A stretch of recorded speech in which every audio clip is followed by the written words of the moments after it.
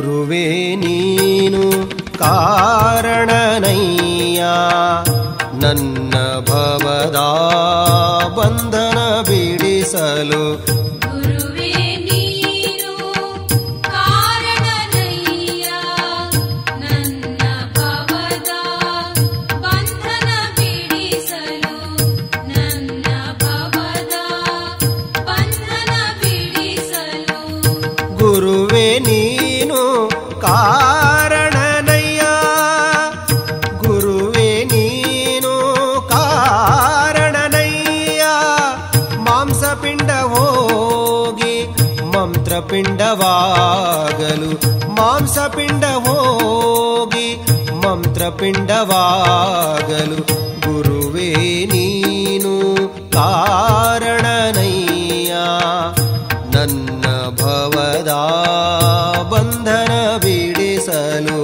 ಗುರುವೇ ನೀನು ಕಾರಣನಯ್ಯ ನನ್ನ ಭವದ ಬಂಧನ ಬಿಡಿಸಲು.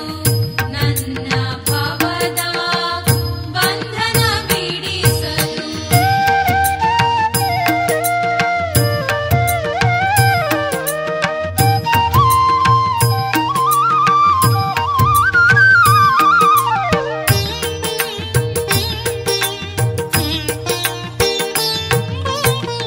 ಗುರುವೇ ನೀನು ಕಾರಣನಯ್ಯ ಅಂಗಗುಣವು ಹೋಗಿ ಲಿಂಗಗುಣವು ಬರಲು.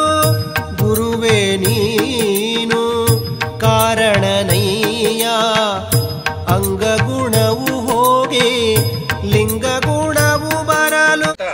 ಶ್ರೀ ಬಸವಲಿಂಗ ಮಹಾಸ್ವಾಮಿಗಳವರಿಗೆ ನಮ್ಮ ಅಭಿವೃದ್ಧಿ ನಗರದ ಅಧ್ಯಕ್ಷರಾಗಿರತಕ್ಕಂಥ ಶ್ರೀ ಅರ್ಕೇರಿ ಸರ್ ಅವರು ಪುಷ್ಪಗುಚ್ಛವನ್ನು ನೀಡಿ ಭಕ್ತಿಭಾವದಿಂದ ಅವರನ್ನು ಸ್ವಾಗತಿಸಿಕೊಳ್ಳಬೇಕು ಅಂತ ನಾನು ಕೇಳ್ಕೊಳ್ತೀನಿ. ಆ ಪೂಜ್ಯರಿಗೂ ನಮ್ಮ ಓಣಿಯ ಹಿರಿಯರಾಗಿರ್ತಕ್ಕಂಥ ಪ್ರಕಾಶಣ್ಣ ಹರ್ಜೇರಿ ಅವರು ಪುಷ್ಪಗುಚ್ಛವನ್ನು ನೀಡಿ ಹಾಗೆ ಇವತ್ತಿನ ಈ ಕಾರ್ಯಕ್ರಮಕ್ಕೆ ಮುಖ್ಯ ಅತಿಥಿಗಳಾಗಿ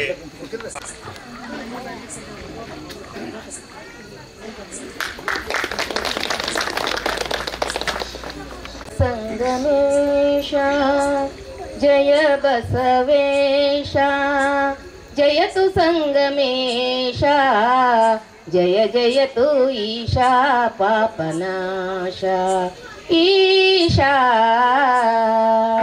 ಜಯ ಜಯತು ಈಶಾ ಪಾಪನಾಶ. ಅವರ ಒಲಮೆ ಹಾಗೆ ಸದಾ ಅವರ ಜೊತೆಗೆ ಇರತಕ್ಕಂಥದ್ದು. ಹಸಿರೇ ಉಸಿರೆನ್ನುವಂತೆ ಹಸಿರನ್ನು ಪ್ರೀತಿಸುತ್ತಾ ಆ ಹಸಿರೇ ದೇವರೆನ್ನುತ್ತಾ ಸೃಷ್ಟಿಕರ್ತನನ್ನು ಕಾಣುವುದೇ ನಿಜವಾದ ಭಗವಂತನ ಪ್ರೀತಿಗೆ ಪಾತ್ರರಾಗುವುದು. ನೆನೆದು ವೇದಿಕೆಯಲ್ಲಿ ಆಸರಾದ ಅಧ್ಯಕ್ಷ ಗುರುಗಳಿಗೆ ಚನ್ನಮಲ್ಲಿಕಾರ್ಜುನಗಳಿಗೆ ಮತ್ತು ಪರಮ ಪೂಜೆಗೆ ಬಹಳ ಆತ್ಮೀಯರಾದ ಶ್ರೀನಾಗ್ತಾನ ಗುರುಗಳಿಗೆ ನಮಸ್ಕರಿಸಿ ತಮ್ಮ ಎಲ್ಲರಿಗೂ ನನ್ನ ವಂದನೆಗಳು. ನಾವೆಲ್ಲ ಬರ್ಡೇಗೂ ಎದಕ್ಕೂ ಒಂದು ಯಾವುದೇ ಒಂದು ಹಬ್ಬ ಸುತ್ತ ಹಬ್ಬ ಆಚರಿಸ್ಬೇಕಪ್ಪ ಅಂದ್ರೆ ಒಂದು ಹೋಟೆಲ್ಗೆ ಹೋಗ್ತೇವೆ. ಹೋಟೆಲ್ಗೆ ಹೋಗ್ಬೇಕು. ಅಲ್ಲಿ ಹೋಟೆಲ್ನಾಗ ನಾವು ಎಕ್ಸ್ಟ್ರಾ ಇರ್ಬೇಕು. ಏನಾಗ್ತದೆ, ಒಂದು ಹಾಲ್ನಾಗ ಟೇಬಲ್ಗಳು ಬೇರೆ ಬೇರೆ ಕಡೆ ಇರ್ತಾವೆ. ಟೇಬಲ್ಗಳು ಬೇರೆ ಬೇರೆ ಕಡೆ ಇದ್ದಾಗ ನಾವೇನು ಮಾಡ್ತೇವೆ, ಬೇರೆ ಬೇರೆ ಕಡೆ ಎಲ್ಲ ಕಡೆ ಹೋಗಿ ಕೊಂಡೋದಿಲ್ಲ. ನಾವು ಒಂದು 4 ಮಂದಿ ಒಂದು ಕಡೆ, ಎಲ್ಲರೂ 4 ಮಂದಿ ಬೇರೆ ಕಡೆ ಕೊಡೋಲ್ಲ. ಮೊದಲು ನಾವು ಏನು ಮಾಡ್ತೀವಿ, ಎಲ್ಲ ಕೂಡಿ ಆ ಟೇಬಲ್ ಕೂಡಿಸ್ಕೋತೀವಿ.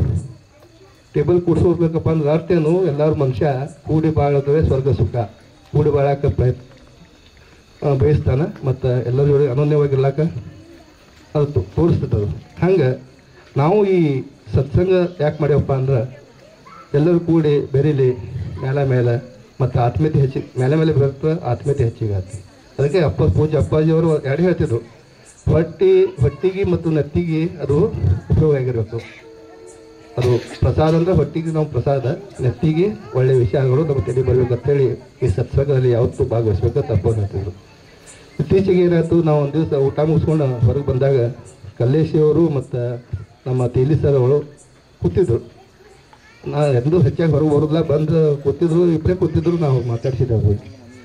ಅವ್ರೇನಂದ್ರು ಅಪ್ಪ ಅವರು ಇವರೆಲ್ಲರೂ ಕೂಡಿ, ಇಲ್ಲ ಭಾಳ ದಿವಸ ಆಯ್ತು ಈ ಕಾಲನಿ ಒಳಗೆ ಫಂಕ್ಷನ್ ಆಗೇ ಇಲ್ಲ, ಎಲ್ಲರೂ ಕೂಡಿ ಬರೀಬೇಕು, ಹೃದಯ ಸ್ವಲ್ಪ ಇದು ಆಗೈತಿ, ಹುಳಿ ಆಗೈತಿ, ಎಲ್ಲರೂ ಸ್ವಲ್ಪ ಎಲ್ಲರೂ ಕೂಡಿ ಅದು ಬೆರೀಲಾಕ ಒಂದು ಯಾವುದೋ ಒಂದು ಪ್ರೋಗ್ರಾಮ್ ಮಾಡೋಣ ಅಂತ ಅವ್ರು ಅಂದರು. ಹೌದು, ನಿಮ್ಮದು ಹೇಳು ಸರಿ ಆಗ್ತಿ, ಎಲ್ಲರೂ ಕೂಡಿ ಬೆರೀಲಾಕ ಒಂದು ಅವಕಾಶ ಆದಂಗೆ ಆತಿ, ಎಲ್ಲರೂ ಕೂಡಿದಂಗೆ ಆತಿ. ಅದಕ್ಕೆ ಹೆಂಗಾದರೂ ಆಶ್ರಮದಿಂದ ಗುರುಗಳು ಓಣಿಗೆ ಹೋಗಿ ಆಮಂತ್ರಣ ಕೊಡತ್ತಾರ, ಅದೇ ಫಂಕ್ಷನ್ ಇಲ್ಲಿ ಮಾಡೋಣ ಅಂತ ಹೇಳಿದಾಗ 3 ಮಂದಿ ಒಪ್ಕೊಂಡು ಈ ಪ್ರೋಗ್ರಾಮನ್ನು ಮಾಡಿದ್ರು. ಮತ್ತು ಕೆಲವರು ಕೇಳ್ತಾರೆ, ಈ ಪ್ರೋಗ್ರಾಮ್ ಇಲ್ಲಕ್ಕೆ ಇಟ್ಟು ಅಲ್ಲಿ ಗುರುನಮನ ಕಾರ್ಯಕ್ರಮ ಮಾಡಿದಲ್ಲ, ಅಲ್ಲಿ ಊರಿರ್ತದೆ. ಗುರುನಮನ ಕಾರ್ಯಕ್ರಮ ಅದಕ್ಕೆ ಮಂದಿ ಹೆಚ್ಚಿಗೆ ಕಾಣಿಸ್ಬೇಕಿತ್ತು, ಹೆಚ್ಚಿಗೆ ಕಾಣಿಸೋ ಸಂಬಂಧ ಇಲ್ಲಿಟ್ಟು ಅಲ್ಲಿ ಇಷ್ಟು ಮಂದಿ ಕೂಡ್ದಾಗ ನಾವು ಅಂದಾಜು ಮಾಡಿದ್ದಿಲ್ಲ. ಅದು ಅಪ್ಪರ ಕೃಪೆಯಿಂದ ಎಲ್ಲ ಪ್ರೋಗ್ರಾಮ್ಗಳು ಒಳ್ಳೆಯದೇ ಆಗ್ತಾವಂತ ಇದು ಸಾಕ್ಷಿ ಅದು. ಮತ್ತು ಇನ್ನೊಂದು, ಮನುಷ್ಯ ಭಾರತೀಯರು ಉತ್ಸವ ಪ್ರಿಯರು, ಹಬ್ಬ ಹರಿದನ ಆಚರಿಸ್ಬೇಕಪ್ಪ ಅಂದ್ರೆ ಭಾಳ ಖುಷಿ ಅವರಿಗೆ. ಉತ್ಸವ ಯಾವಾಗ ಆಚರಿಸ್ತಪ್ಪ ಅಂದ್ರೆ ನಮ್ಮಲ್ಲಿ ಉತ್ಸಾಹ ಇದ್ದಾಗ ಉತ್ಸವ ಆಚರಿಸ್ತಾರೆ. ಉತ್ಸಾಹ ಇರ್ಲಿಕ್ಕಂದ್ರೆ ಉತ್ಸವ ಆಚರಿಸ್ಲಾಕ ಆಗೋದಿಲ್ಲ. ಹಬ್ಬ ಹರಿದನಗಳು ಉತ್ಸವ ಹೆಚ್ಚಿಸ್ಲಾಕ, ಇದ್ದ ಉತ್ಸಾಹ ಹೆಚ್ಚಿಸ್ಲಾಕ, ಮತ್ತು ಇದ್ದವರು ಮತ್ತು ಎಲ್ಲರೂ ಕೂಡಿಕೊಂಡು ಈ ಒಂದು ಅನನ್ಯವಾಗಿ ಬಾಳ್ವೆ ಸಾಗಿಸ್ಲಾಕ ಈ ಉತ್ಸವನ ಆಚರಿಸ್ತಾರೆ. ಅದಕ್ಕೆ ಮೇಲೆ ಈ ಸತ್ಸಂಗನೂ ಹಾಗೆ, ಸತಾಂ ಸಂಘ ಸತ್ಸಂಗ, ಸತ್ಯವಂತರ ಸಂಘ ಅಂತಾರೆ. ಈಗ ಯಾವತ್ತೂ ನಾವು ಶಾಂತಿ ಸಮಾಧಾನ ಬಯಸ್ಬೇಕಪ್ಪ ಅಂದರೆ ಒಮ್ಮೆಲೆ ಆಗೋದಿಲ್ಲ. ಅಪ್ಪವ್ರು ಹೇಳ್ತಿದ್ರು, ಒಂದು ಕಥೆ ಹೇಳ್ತಿದ್ರು ಅಪ್ಪವ್ರು, ಶಾಂತಿ ಸಮಾಧಾನ ಒಂದೇ ಸಲ ಸತ್ಸಂಗನಾಗ ಭಾಗವಹಿಸೋದು ಆಗೋದಿಲ್ಲ. ಒಂದು ಕಥೆ ಏನು ಹೇಳ್ತಪ್ಪ ಅಂದ್ರೆ, ಒಂದು ಗುರುಕುಲ ಇರ್ತೀವಿ, ಆ ಗುರುಕುಲಾಗ ಒಬ್ಬ ವಿದ್ಯಾರ್ಥಿ ಇರ್ತಾನೆ, ಪ್ರತಿ ವರ್ಷ ಫೇಲ್ ಆಗ್ತಿರ್ತಾನೆ. ಉಳ್ಕಿದವರೆಲ್ಲರೂ ಆ ಗುರುಕುಲ ಬಿಟ್ಟು ತಮ್ಮ ಮನೆಗೆ ವಾಪಸ್ಸಾಗಿ ಸಂಸಾರ ಮಾಡಿಕೊಂಡು ಜೀವನ ಸಾಗಿಸ್ತಾ ಇರ್ತಾರೆ. ಆದರೆ ಆ ವಿದ್ಯಾರ್ಥಿ ಪಾಸ್ ಆಗಲಾರ್ದು ಅಲ್ಲೇ ಇರ್ತಾನೆ. ಅವ್ನು ಭಾಳ ಬೇಸತ್ತಾನೆ. ಬೇಸತ್ತು ಏನು ಮಾಡ್ತಾನಲ್ಲ, ನಮಗೂ ಈ ಕಥೆ ಗೊತ್ತದ. ಬೇಸತ್ತು ಏನು ಮಾಡ್ತಾನಲ್ಲ, ಗುರುಕುಲ ಬಿಟ್ಟು ನಮ್ಮ ಮನೆಗೆ ಹೋಗ್ಬೇಕಪ್ಪ ಅಂತ ಹಾಗೆ ಹೋಗ್ಬಿಡ್ತಾನೆ. ಹಾದಾಗ ಹೆಣ್ಮಕ್ಳು ನೀರು ಜಗ್ತಿರ್ತಾವೆ ಬಾಯಲ್ಲಿ, ಹಳಿ ಬಾಯಲ್ಲಿ ನೀರು ಜಗ್ಗಿ ಅದು ಗಡಿಗೆ ಮಣ್ಣಿಂದ ಇದ್ದರೂ ಸಹಿತ ಆ ಕಲ್ಲು ಮೇಲೆ ಇಟ್ಟಿರ್ತಾರೆ. ಕಲ್ಲು ಮೇಲೆ ಎಲ್ಲೆಲ್ಲ ಗಡಿಗೆ ಇಟ್ಟಿರ್ತಾರಲ್ಲ, ಅದು ತೆಗೆದುಬಿಟ್ಟಿರ್ತಾನೆ, ಕಲ್ಲು ಮೇಲೆ ತೆಗೆದುಬಿಟ್ಟಿರ್ತೀವಿ. ಇದರಿಂದ ಅದು ಅವ್ನಿಗೇನು ಅನುಭವ ಆಗ್ತಪ್ಪ ಅಂದ್ರೆ, ಅಲ್ಲಿ ಮಣ್ಣಿನ ಗಡಿಗೆಯಿಂದ ಕಲ್ಲಿನಾಗ ಒಂದು ತೆಗ್ ನಿರ್ಮಾಣ ಆಯಿತು. ಇದರ ಅರ್ಥ ಏನಪ್ಪ ಅಂದ್ರೆ, ನಾವು ಮೇಲೆ ಪ್ರಯತ್ನ ಮಾಡಿದ್ರೆ, ಮೇಲೆ ನಾವು ಒಂದು ಕೆಲಸ ಹಿಡಿದ್ರೆ ನಾವು ಆ ತೆಗ್ ಹೆಂಗೆ ಬಿಡ್ತಿಲ್ಲ ಹಂಗೆ ನಾವು ಆ ಒಂದು ಕ್ಷೇತ್ರ ಮುಂದೆ ಹೋಗೋದು ಅಂತ ಹೇಳ್ತಾರೆ. ಹಂಗೆ ಈ ಸತ್ಸಂಗ ಒಂದೇ ದಿವಸ ಮಾಡಿಬಿಡೋದಲ್ಲ, ಮೇಲೆ ಮಾಡಿದಾಗ ನಮಗೆ ಶಾಂತಿ ಸಮಾಧಾನ ಹೋಗ್ತೈತಿ. ಅದು ಅಲ್ಲದೆ ಪೂಜ್ಯರ ಸನ್ನಿಧಾನದಲ್ಲಿ ಭಾಳ ಇರು ಅವರ ದೃಷ್ಟಿನ ಮೇಲೆ ಬಿದ್ದರೆ ಎಷ್ಟು ಪವಿತ್ರ ಆಯ್ತು. ಅದಕ್ಕೆ ಹೆಚ್ಚಾಗಿ ನಾವು ಆದಷ್ಟು ನಾವು ಸತ್ಸಂಗದಲ್ಲಿ ಭಾಗವಹಿಸ್ಬೇಕು, ಶಾಂತಿ ಸಮಾಧಾನ ಕೊಡಬೇಕು. ಮತ್ತು ಅಪ್ಪ ಅವರು ಹೆಣ್ಮಕ್ಳ ಮೇಲೆ ಭಾಳ ಜೀವ ಆಗಿರ್ತಾರೆ. ಹೆಣ್ಮಕ್ಳು ಯಾಕೆ ಜೀವ ಅಪ್ಪ ಅಂದ್ರೆ, ಇಡೀ ನಮ್ಮ 22 ವರ್ಷ ತನಕ ಒಂದು ಮನೆಯಾಗಿತ್ತು, ಎಗ್ದಾದ್ರೂ 23ನೇ ವರ್ಷಕ್ಕೆ ಮದುವೆಯಾಗಿ ಮತ್ತೊಂದು ಮನೆಗೆ ಬರ್ತಾರೆ. ಪೂರ್ತಿ ವಾತಾವರಣ ಚೇಂಜ್ ಆಗಿರ್ತೀವಿ. ಅಂಥ ಹೊತ್ತಿನಾಗ ಅವ್ರಿಗೆ ನೋಡ್ಕೊಳ್ಳೋದು, ಚೆನ್ನಾಗಿ ನೋಡ್ಕೊಳ್ಳೋದು ನಮ್ಮ ಕರ್ತವ್ಯ. ಗಂಡ ಆದವರು ನೀವು ಎಲ್ಲಿ ಬೇಕಂತ ಹೇಳ್ತೀರಿ, ಊಟ ಮಾಡ್ತೀರಿ, ಹೆಂಗೆ ಬೇಕಾದ್ರೆ ಹೇಳ್ತೀವಿ. ಅವ್ರು ನಿಮ್ಮ ಸಂಬಂಧ ಹಾದಿ ಕಾಯ್ಕೊಂಡು ಕೊಟ್ಟಿರ್ಬೇಕು. ಹಾದಿ ಕಾಯ್ಕೊಂಡು ನೀವು ಹತ್ತಕ್ಕೆ ಬಂದ್ರೆ ಹೆಂಗೆ ಅಲ್ಲ, ನೀವು ಹೆಣ್ಮಕ್ಳಿಗೆ ಪ್ರೀತಿಸಬೇಕು. ನಿಮ್ಮ ಬಿಟ್ಟು ಅವ್ರಿಗೆ ಯಾರು ಅದಾರ, ಆದಷ್ಟು ನೀವು ಸಮಯ ಪಾಲನೆ ಮಾಡಿ ಹೆಣ್ಮಕ್ಳ ಜೋಡಿ ಬೆಳಿಬೇಕು. ಮತ್ತು ಸಾಧ್ಯದ ಮಟ್ಟಿಗೆ ತಿಂಗಳಿಗೆ 2 ಸಲ ಹೊರಗಡೆ ಎಲ್ಲರಿಗೂ ಕರ್ಕೊಂಡು ಹೋಗಬೇಕು, ದೇವಸ್ಥಾನಕ್ಕೆ ಮತ್ತು ಪ್ರವಾಸಕ್ಕೆ ಕರ್ಕೊಂಡು ಹೋದ್ರೆ ಅವ್ರಿಗೆ ಉತ್ಸಾಹ ಬರ್ತಿ, ಖುಷಿ ಆಗ್ತಿ, ಮತ್ತು ಅವರು ಡಿಪ್ರೆಷನ್ ಹೋಗ್ತರ್ತೈತೆ ಅಂತ. ಹಾಗೆ ಆಯ್ತು. ಒಮ್ಮೆ ಏನಾಯ್ತು, ಅಪ್ಪವ್ರ ಮುಂದೆ ಇಬ್ಬರು ಹೆಣ್ಮಕ್ಳು, ಒಬ್ಬ ದೊಡ್ಡ ವ್ಯಕ್ತಿ ಬಂದಿದ್ದು. ಬಂದು ಅಪ್ಪವ್ರು ಯಾಕ್ರಿ ಅಪ್ಪವ್ರ ಹಿಂಗ್ಯಾಕೆ ಸ್ವಲ್ಪ ಸಬ್ಬು ಕಾಣಿಸ್ತಲ್ಲ ನಾನು ಏನೂ ಇಲ್ರಿ ಅಪ್ಪವ್ರ, ನಾ ಆರಾಮದ, ನೀ ಆರಾಮದ ಅದು ಕಡಿಕೆ ಇವು ಹಾಗೆ ಒಂದು 10 ನಿಮಿಷ ಇವು ಗಂಡ ಜೋಡಿ ಮಾತಾಡತ್ರ ಅಪ್ಪವರು. ಎಕ್ದಮ್ ಹೆಣ್ಮಗಳು ಅಪ್ಪವ್ರ ಅಂದ್ರು. ನನಗೆ ಈ ಡಿಪ್ರೆಷನ್ ಕಾರಣ ಇವನೇ ರೀ, ನಿಮ್ಮ ಮುಂದೆ ಮಾತಾಡತ್ತ ನಂದು. ನಾನು ಹಿಂಗಾಗಿ ಎದ್ದು ದೇವ್ ಬಿಡ್ದಾಗ ಎದ್ದು ಬಿಡ್ಲ ಅಂತಂದ್ರು. ಇವನೇ ರೀ, ಆ ವ್ಯಕ್ತಿನೇ ಕಾರಣ ನನಗೆ ಡಿಪ್ರೆಷನ್ ಬರೋಕೆ. ಯಾಕೆ ರೀ ಅಂತ ಕೇಳಿದ್ರು. ಹೋಟೆಲ್ಗೆ ಹೋದ್ರು ಒಬ್ಬನೇ ಹೋಗ್ತಾನೆ, ಪ್ರವಾಸಕ್ಕೆ ಹೋದ್ರು ಒಬ್ಬನೇ ಹೋಗ್ತಾನೆ, ನಾಷ್ಟ ಮಾಡೋಕೆ ಅವ್ರ ಮನೆಗೆ ಹೋಗಿ ಹಜಿರ ಮನೆಗೆ ಹೋಗಿ ನಾಷ್ಟ ಮಾಡಿ ಬಂದು ಅಂತ ಹೇಳ್ತಾನೆ ಮನ್ಯಾಗ. ನನಗೆ ಬಿಟ್ಟು ಹೋಗ್ತಾನೆ.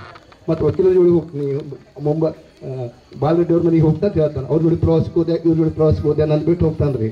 ಈ ಡಿಪ್ರೆಷನ್ ಕಾರಣ ಇದೇ ವ್ಯಕ್ತಿ ಅಂತ ನೋಡ್ಲಿ, ಅವ್ನು ಹೆಂಗಾಗಿರ್ಬಾರ್ದು ರೀ. ಅದಕ್ಕೆ ಡಿಪ್ರೆಷನ್ ಬರಲಾದಂಗೆ ನಾವು ಹೆಣ್ಮಕ್ಳನ್ನು ನೋಡ್ಕೋಬೇಕು. ಹೆಣ್ಣುಮಕ್ಕಳ ಬಗ್ಗೆ ಭಾಳ ಅಪಾರ ಪ್ರೀತಿ ಇತ್ತು. ಮೇಲೆ ವನಭೋಜನ ಮತ್ತು ಬೆಳದಿಂಗಳ ಊಟ ಅದಕ್ಕೆ ಸಂಬಂಧ ನಾವು ಶಾಖಾಹಾರ ಸಂಘದವರು ಮಾಡ್ತಾ ಇದ್ದೇವೆ. ಇಷ್ಟೇ ಅಲ್ಲ, ಅಪ್ಪವ್ರ ಬಗ್ಗೆ ಹೇಳಬೇಕಪ್ಪ ಅಂದ್ರೆ ನಾವು ಆದಷ್ಟು ನಾವು ಹೆಣ್ಮಕ್ಳಿಗೆ ರೊಕ್ಕ ಕೊಟ್ಟರೆ ಅವ್ರೇನು ಖುಷಿ ಪಡೋದಿಲ್ಲ. ನಮ್ಮ ಉಪಸ್ಥಿತಿಯಲ್ಲಿ ಇರಬೇಕು. ನಾವು ಮನೆಯಾಗ ಆದಷ್ಟು ಉಪಸ್ಥಿತಿ ಎದ್ದು ನಮ್ಮ ಮನೆಯಲ್ಲೇ ಅವ್ರು ಹೆಚ್ಚು ಕಾಲ ಕಳೆದು ಅವರು ನಮ್ಮ ಜೊತೆ ಕರ್ಕೊಂಡಿರೋ ಖುಷಿ ಪಡ್ತಾರೆ. ರೊಕ್ಕ ಏನು ಸಿಡಿ ಯಾರು ಬೇಕಾದ್ರೂ ಕೊಡಿಸ್ಬೋದು, ಬೇಕಾದ್ರೆ ದೊಡ್ಡ ಬಿಲ್ಡಿಂಗ್ ಕಟ್ಟಿಸ್ಬೋದು, ಆದರೆ ಅವರ ಪ್ರೀತಿ ಪಡೆಯೋದು ಭಾಳ ಮುಖ್ಯ. ಇಷ್ಟೇ ಅಲ್ಲ, ಹಲವಾರು ಸಂಘದ ಜೊತೆಗೆ ಅಪ್ಪವ್ರು ಹೇಳ್ತಿದ್ರು, ಅವ್ರು ಹೇಳಿದ್ರೆ ಭಾಳ ಕಡಿಮೆ ಪ್ರತಿಯೊಂದು. ಮತ್ತು ಇದೊಂದು ವಿಶೇಷ ಏನಪ್ಪ ಅಂದ್ರೆ ಈ ವೇದಿಕೆ ಇಷ್ಟೊಂದು ಮಹತ್ವದಲ್ಲ. ಏನು ಮಹತ್ವಪ್ಪ ಅಂದ್ರೆ ಇಲ್ಲೆಲ್ಲರೂ ಅಪ್ಪವ್ರಿಗೆ ಹತ್ತಿರ ಆದವರೇ ಅದಾರ. ಮೊದಲನೇದಾಗಿ ಅಧ್ಯಕ್ಷ ಗುರುಗಳು ಅಪ್ಪವರು ಭಾರತೀಯ ಆತ್ಮೀಯರು. ಅಪ್ಪವರು ಯಾವತ್ತೂ ಅವ್ರ ಚೇರ್ಮನ್ ಆಗಿದ್ರು. ಮೊದಲು ಅವ್ರ ಉಪಸ್ಥಿತಿ ಇಲ್ಲಾರ ಯಾವುದೂ ಪ್ರೋಗ್ರಾಮ್ ಮಾಡ್ತಿರಲಿಲ್ಲ. ಏನೇ ಕಾರ್ಯಕ್ರಮ ಅವ್ರು ಕೇಳೇ ಮಾಡ್ತಿದ್ರು. ಇನ್ನು ಅಪ್ಪವ್ರಿಗೆ ನಮ್ಗಿಂತ ಎಲ್ಲರಿಗಿಂತ ಫುಲ್ ಸೀನಿಯರ್ ಸ್ಟೂಡೆಂಟ್ ಅಪ್ಪ ಅಂದರೆ ನಮ್ಮ ನಾಲ್ಕಾನ್ ಗುರುಗಳು. ಅಪ್ಪವರು ಭಾರಿ ಆತ್ಮೀಯರು. ಅಪ್ಪವರು ಯಾವುದೇ ಪ್ರೋಗ್ರಾಮ್ ಕಾರ್ಯಕ್ರಮ ನಿರೂಪಣೆ ಆಶ್ರಮ ಮಾಡಿದ್ರು ಅವರೇ. ಅವ್ರು ಕೇಳೋದು ಅಪ್ಪವರು ಯಾವುದೂ ಕಾರ್ಯಕ್ರಮ ಮಾಡ್ತಿಲ್ಲ. ಮೊದಲು ನೆನಪಾಗಿದೆ ನಮ್ಮ ನಾಲ್ಕಾನ್ ಸರ್ಗಳು ಅಪ್ಪವ್ರಿಗೆ ಆತ್ಮೀಯರಾದ್ರೆ ಅಪ್ಪವ್ರ ಬಗ್ಗೆ ಮಾತಾಡೋಕೆ ನಮ್ಗೆ ಅವ್ರಿಗೆ ಅವಕಾಶ ಕೊಟ್ಟರೆ ನಮ್ಗೆ ಅನುಕೂಲ ಆಗ್ತಿ. ಮತ್ತು ಚನ್ನ ಮಲ್ಲಿಕಾರ್ಜುನ ಸ್ವಾಮಿಗಳು ಅವರು ಅಪರೂಪದ ಅತಿಥಿಗಳು. ಅವರು ಭಾಳ ನಗೆಮಾರಿ ತಂದೆ ಅಂತ ಹಾಸ್ಯ ಪ್ರತಿ ಭಾಳ ನಗಿಸ್ತಾ ಇದ್ರು. ಅದಕ್ಕೆ ಇವೆಲ್ಲ ನಮ್ಗೆ ಅನವಶ್ಯಕ ಬರ್ತೈತಿ. ಮತ್ತು ಇನ್ನೊಂದು ಇವತ್ತು ಇನ್ನೂ ವಿಶೇಷ ಏನಪ್ಪ ಅಂದ್ರೆ ನಾವು ಯಾವುದೋ ಕಾರ್ಯಕ್ರಮ ಆಚರಣೆ ಮಾಡೋ ಮುಂದೆ ಒಂದು ಆ ದಿವಸ ಯಾರಾದ್ರು ಹುಟ್ಟಿದ ಬಿತ್ತಪ್ಪ ಅಂದ್ರೆ ಆಕಸ್ಮಿಕ ಅದು, ನಾವು ಬೇಕಾದಲೇ ಮಾಡೋದಿಲ್ಲ. ಆಕಸ್ಮಿಕ ಇರುತ್ತಪ್ಪ ಅಂದ್ರೆ ಪರಿಚಯ ಇರ್ತಪ್ಪ ಅಂದ್ರೆ ಗುರುಗಳ ಕಡೆಯಿಂದ ನಾವು ಸನ್ಮಾನ ಮಾಡ್ತೇವೆ. ಇವತ್ತು ನಾವು ಕೊಟ್ರೇಶಿ ಹರ್ನಾಳವರ ಚಿರಂಜೀವಿ ಹೆಸರು ಆರವರ ಹುಟ್ಟಿದಬ್ಬರ ಅಂಥ ಶ್ರೀಗಳ ಸಾನ್ನಿಧ್ಯದಲ್ಲಿ ಅವ್ರು ಹುಟ್ಟಿದಬ್ಬ ಆಚರಿಸ್ಬೇಕಾದ್ರೆ ಒಂದು ಬೇಡ ಬಂದಿರಬೇಕು. ಮತ್ತು ಹಾಗೆ ಇವತ್ತು ಅವರು ಹೆಂಗೆ ಮಾಡ್ಯಾರಪ್ಪ ಅಂದ್ರೆ ಹುಟ್ಟಿದಬ್ಬ ಸಿದ್ದೇಶ್ವರಪ್ಪ ಅವ್ರು ನಮ್ಗೆ ಹೇಳ್ತಾರೆ ಹುಟ್ಟಿದಬ್ಬ ಹೆಂಗೆ ಆಚರಿಸ್ಬೇಕಪ್ಪ ಅಂತ ನಮ್ಗೆ ಕೇಳಿದ್ರು. ಏನೂ ಇಲ್ಲರಪ್ಪ ಅವ್ರು ಇಬ್ಬರು ಕೂಡ ಗಂಡ ಹೆಂಡತಿ ಕೂಡಿ ಕೇಕ್ ಕತ್ತರಿಸಿ ಡಾಬಾ ಕೂಟಕ್ಕೆ ಹೋಗ್ತೈತಿ ಇದೆ. ಹಂಗಲ್ಲೋ ಹಂಗೆ ಮಾಡೋದಲ್ಲ.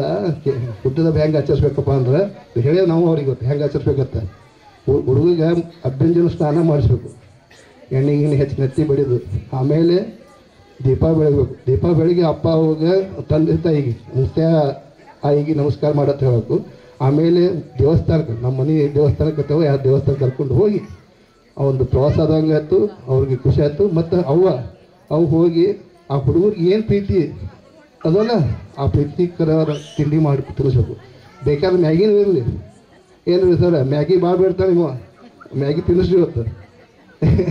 ಮ್ಯಾಗಿ ಏನದೇನಲ್ಲ, ಹುಡುಗರು ಖುಷಿ ಆಗ್ಬೇಕು ಒಂದು ದಿವಸ. ಆ ಖುಷಿ ತಕ್ಕರ ರೀತಿಯಲ್ಲಿ ಮಾಡುತ್ತೆ ಹೇಳ್ತಾರೆ ಅಪ್ಪವರು. ಹಿಂಗೆ ಇವತ್ತು ಆಚರಣೆಯವರು ಅಪ್ಪವರ ಹೇಳಿದ ಹಾದಿಯಲ್ಲೇ ಮಾಡಿದ್ದಾರೆ. ಮತ್ತು ಅವ್ರ ಸಾನ್ನಿಧ್ಯ ನಮ್ಗೆ ಸಿಕ್ಕುತ್ತೆ ಅಂತೇಳಿ ಗುರುಗಳಿಗೆ ಹರ್ನಾಳ್ ಅವರ ಹುಟ್ಟಿದಬ್ಬ ಸನ್ಮಾನಿಸಿ ಆಶ್ರಮದಿಂದ ಸನ್ಮಾನಿಸಿ ಅವರಿಗೆ ಆಶೀರ್ವಾದ ನೀಡಬೇಕಂತ ಕೇಳ್ಕೊತಾರೆ.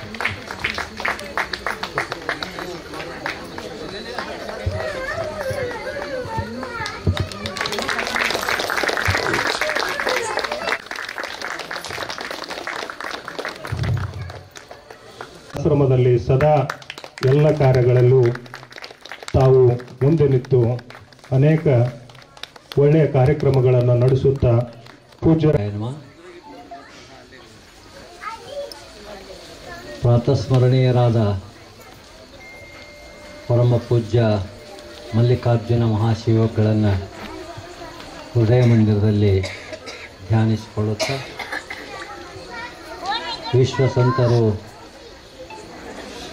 ಮಾನವತಾವಾದಿಗಳು ಮಾತನಾಡುವ ಮಹಾದೇವರು ನಮ್ಮ ನಿಮ್ಮೆಲ್ಲರ ಆರಾಧ್ಯ ದೈವವಾಗಿದ್ದಂಥ ಪರಮ ಪೂಜ್ಯ ಸಿದ್ದೇಶ್ವರ ಅಪ್ಪಾಜಿಯವರ ಪಾದಗಳನ್ನು ಹೃದಯ ಮಂದಿರದಲ್ಲಿ ಸ್ಮರಣೆ ಮಾಡಿಕೊಳ್ತಾ ಇವತ್ತಿನ ಈ ಗುರುನಮನ ಕಾರ್ಯಕ್ರಮದ ಪಾವನ ಸಾನ್ನಿಧ್ಯವನ್ನು ವಹಿಸಿದಂಥ ಆಶ್ರಮದ ಪ್ರಮುಖ ಗುರುಗಳಾದ ಪರಮ ಪೂಜ್ಯ ಬಸವಲಿಂಗ ಮಹಾಸ್ವಾಮಿಗಳ ಪಾದಗಳಲ್ಲಿ ಭಕ್ತಿಯ ಪ್ರಣಾಮಗಳನ್ನು ಸಲ್ಲಿಸ್ತಾ ಅದೇ ರೀತಿ ತಿಕೋಟ ವಿರಕ್ತ ಮಠದ ಪರಮ ಪೂಜ್ಯರಾದ ಚನ್ನಮಲ್ಲಿಕಾರ್ಜುನ ಮಹಾಶಿವಗಳ ಪಾದಗಳಲ್ಲಿ ಭಕ್ತಿಯ ಪ್ರಣಾಮಗಳನ್ನು ಸಲ್ಲಿಸ್ತಾ ಈ ಅಭಿವೃದ್ಧಿ ನಗರದ ಎಲ್ಲ ಶರಣ ಬಂಧು ಭಗಿನಿಯರೇ ತಮ್ಮೆಲ್ಲರಿಗೂ ಶರಣಾರ್ಥಿಗಳು. ಇವತ್ತಿನ ದಿನ ನೀವೆಲ್ಲ ಗುರುನಮನ ಕಾರ್ಯಕ್ರಮವನ್ನು ಆಚರಣೆ ಮಾಡ್ತಾಯಿದ್ದೀರಿ.